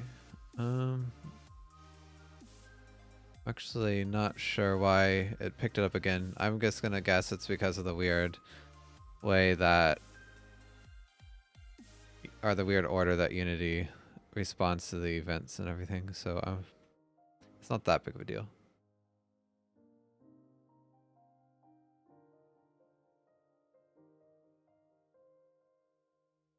Good to hear you're doing pretty good. Yeah, I'm doing good too. Just glad it's the weekend. Well, almost anyway. One more day.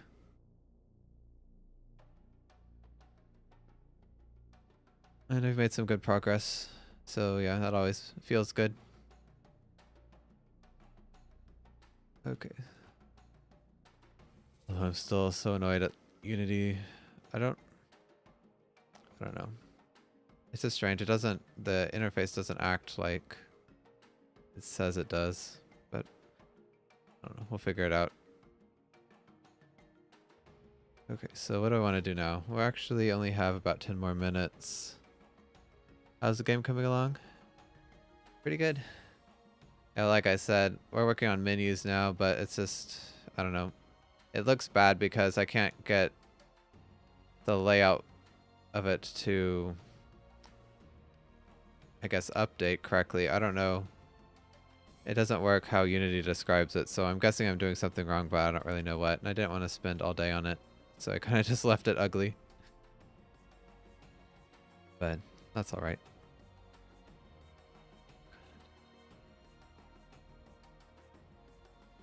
Okay, so anyway, let me see. I guess we got the username, and I think I like this pattern. Oh, I forgot to check this validation actually, so let's see if that works.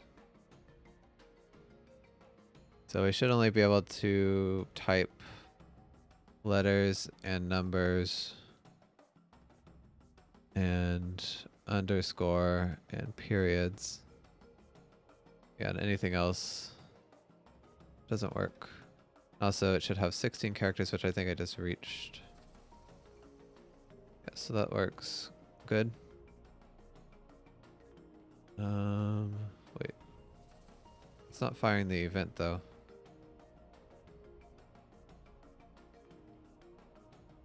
Did I do it wrong? Oh, I think I know what I did. I checked if it's equal, but I actually should check if it's different. Yeah.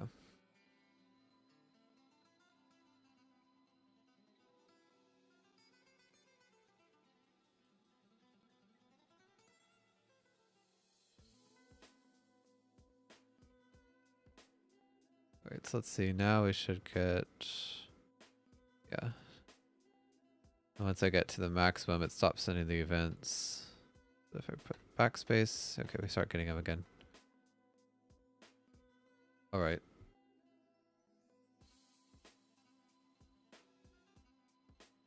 So the only other thing I might want to change is I kind of don't like the way this works where... I mean, it's fine for here, but I think... most of these other managers, they'll want to just... like, they won't care if a state has already been set. They'll want to just set whatever. So... just say find or create.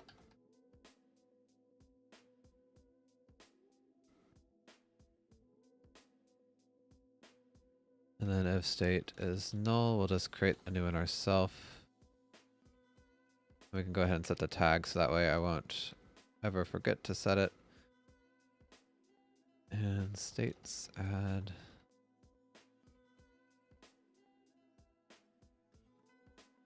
Okay, and that way just in the username manager I can just get rid of all this. change it to find or create. And then we would just set the values how we want them and then do a refresh command. So I think that will get rid of one possible bug. Everything else is pretty good. Okay, so I guess we can get started on this host address, which will be a little interesting because it only is visible in join mode. Oh, actually, I know what we should do. So if I switch back to the title screen, right now if I try to press create a game, it's not actually going to do it correctly because we don't switch the Unity scene. So we'll need to figure that out. Hey, X-Squirt. Yeah, the viewer's pretty good today. How are you doing? It's been a while.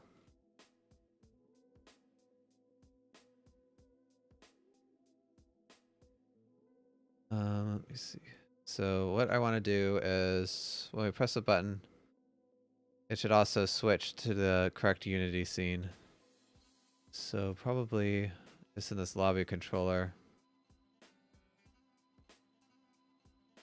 I'll just call the Unity engine scene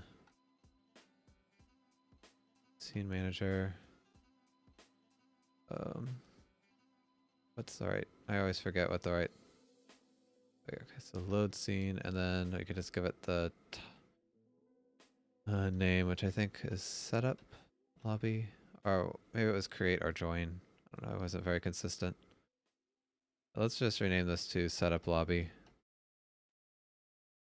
Oh, and then another thing I need to do is in this build setting, if you ever want to set up or remove a scene, or sorry, load a scene by name, you have to put it in here.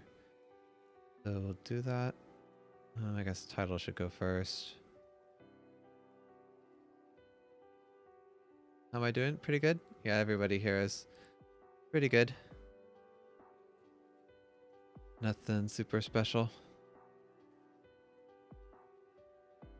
And you?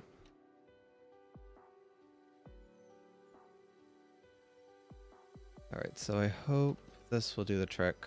It'll be kind of interesting to see if Unity will load the scene up immediately, or if I'll have to wait a frame for the text fields to refresh.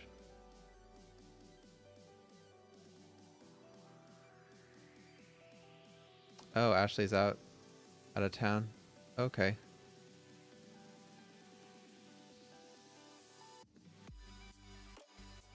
Yeah, I know how that feels. I've been trying to finish a project, so yeah, I've been putting in some extra time. Okay, well that seemed to work. I clicked the button and then this all popped up. I think what I'll do is put in some text to see if it's actually reacting to the events correctly.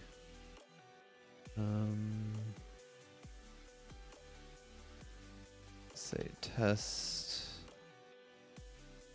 and I won't do this, or I won't do that.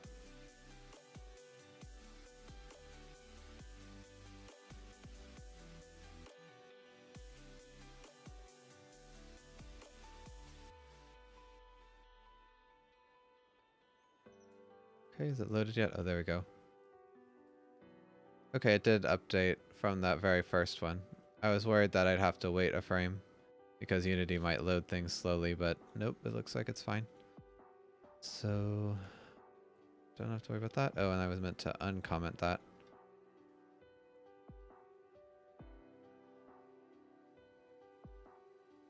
You asked me something? Oh. I know who you are, X-Squared. I don't know, I don't want to say too much personal information on stream, but if you want to, you can whisper me or whatever. Or just type it in chat.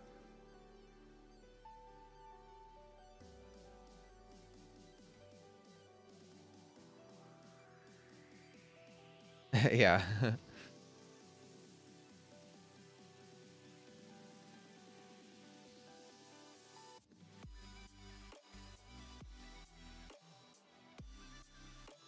Okay, I guess I can get rid of that test. Oops, I accidentally deleted the correct code instead of that test code.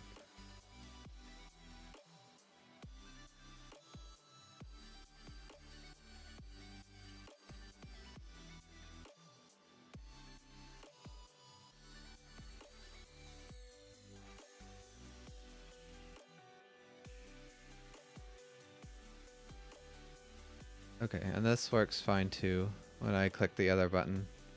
Although I guess nothing reacts to being in a different mode or anything. Thanks, Expert. Yeah, that's the goal. I'd love to be able to have a sub button. Fortunately, I basically had to take a break all of May, but I think I'm finally getting back to where I was. But yeah, thanks for the encouragement.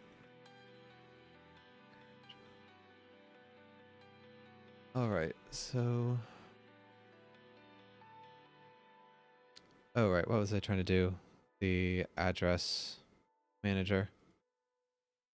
So I guess I can go ahead and hook up most of these text fields with the correct listener because I think I'm sold on this I guess pattern I'm using.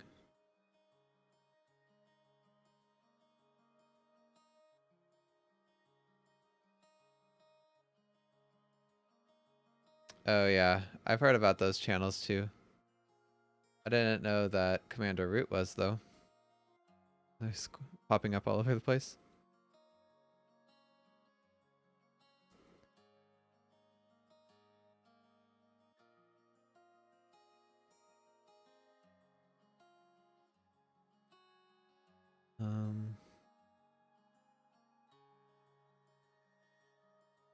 Yeah, I knew about the other two. But they are really, it is a nice service that they are trying to give. Okay, okay, address. I guess I'll put it in all caps. And might as well do the other ones while I'm here. I need to do something similar for the buttons as well, but I'll wait on that. Okay, and then the port and password.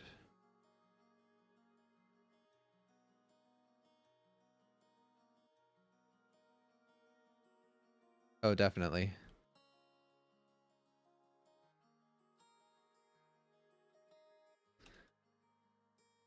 And okay.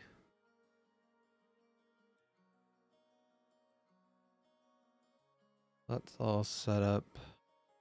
So what I should do, what I need to do is hide. Okay, I don't need to hide this text. I need to hide the whole thing when I'm outside of... Oh, wait. So this needs to be visible in join mode, but not create mode. So I guess let's just assume... I don't know. So I need to have like another listener for this. How do I want to do that?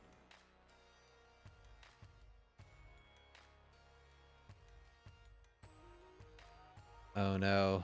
12-hour graveyard? That doesn't sound fun. But I hope you have a good time with Fortnite. Only, I know I'm probably like the only person in the world who hasn't played it much, but it does seem pretty fun. Back to back. Oh, sorry about that.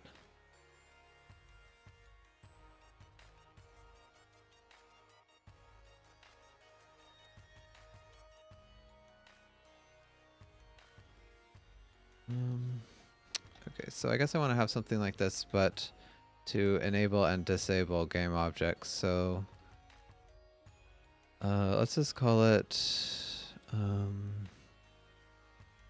enabler listener. I don't know.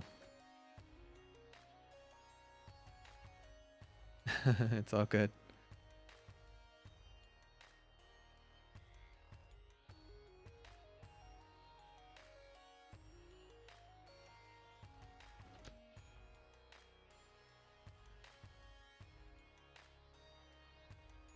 Okay, so I want this to kind of be the same as the text field listener. But we don't need quite as much. I mean, all I have to do is enable and disable a game object.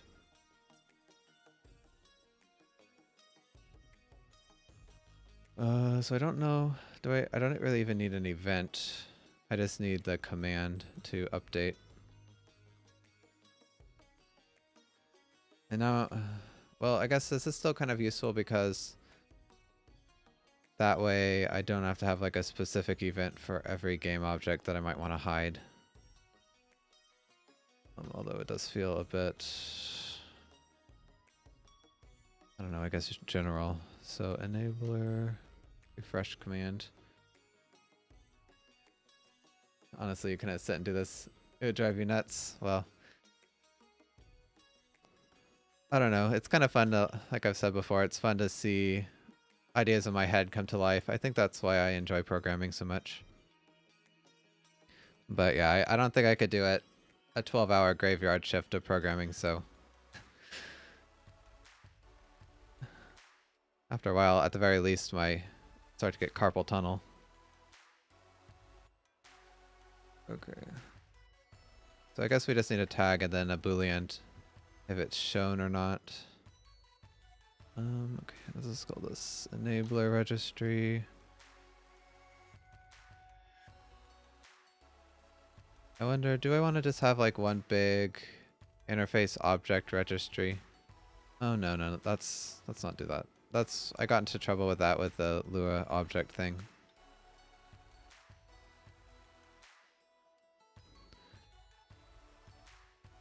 Oh yeah, I copied the wrong name there.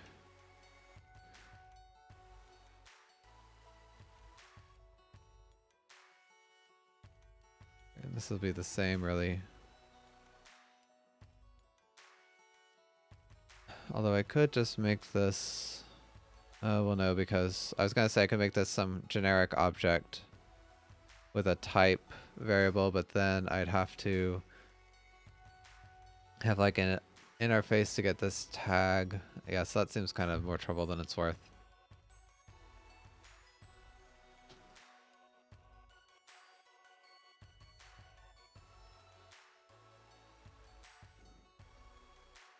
Okay, so this will just be a game object. Let's rename this.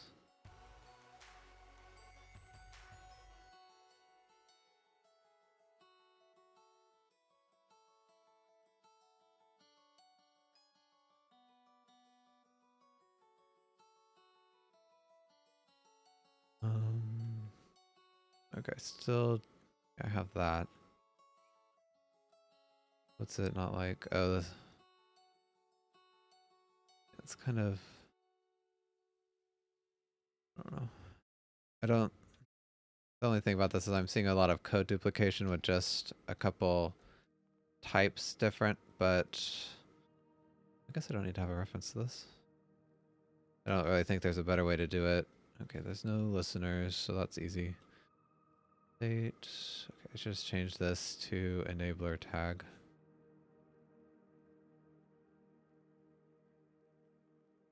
Will you leave the stream? Okay. Gonna go. Yeah, thanks, man. Yeah, have a great time with Fortnite. Actually, oh, I've already ran over, but I kind of want to finish this up, so...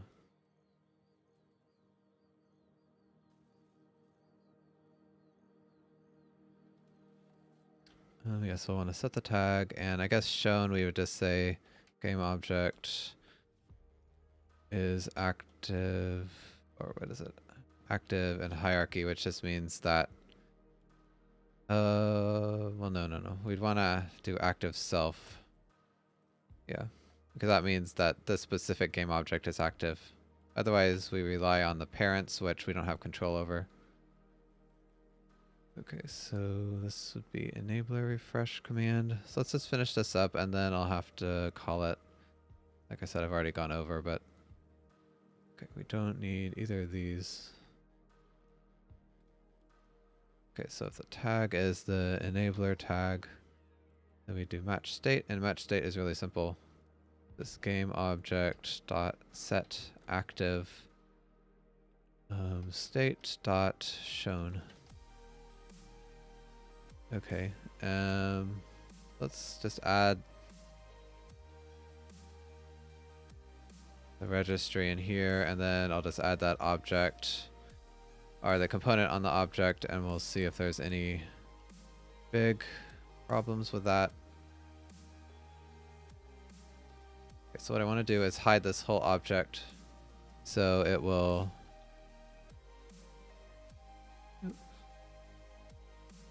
it's compiling, so that we can hide this whole row of input. So let's just call this join address.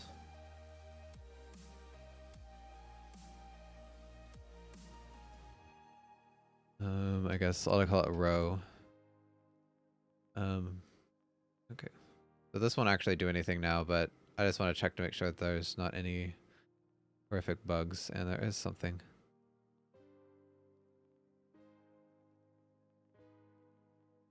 Fresh listener, not set to an instance, but I called it right there. Okay, so it must be some other error. Reference not set to an instance on start, so it can't find the registry, but I did add it, I thought. Oh, enabler registry. I did the wrong object. I'm kind of surprised that didn't throw an error, because I was trying to call a constructor for a mono behavior. Oh, well, it did give me a warning. Okay, so no errors this time, and the reason I want to do that is because we can just go here and turn this game object off, and then it just isn't visible. So we'll be able to do that by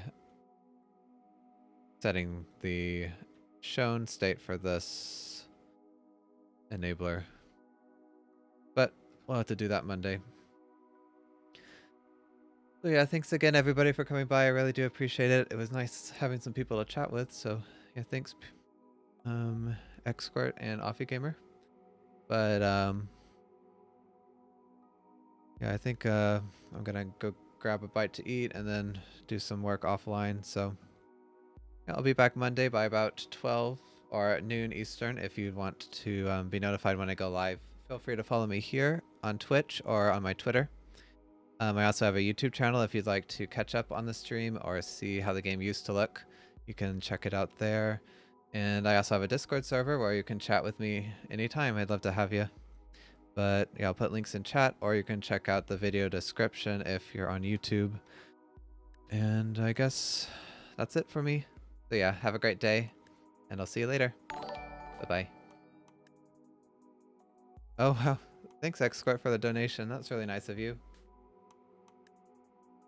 Yeah, I didn't expect you to give me anything, but yeah, thank you so much. Oh, and now I feel like I can't just leave.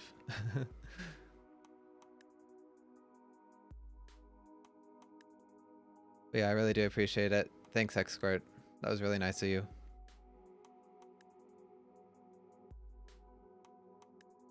All right, I'll see you later. Have a great day.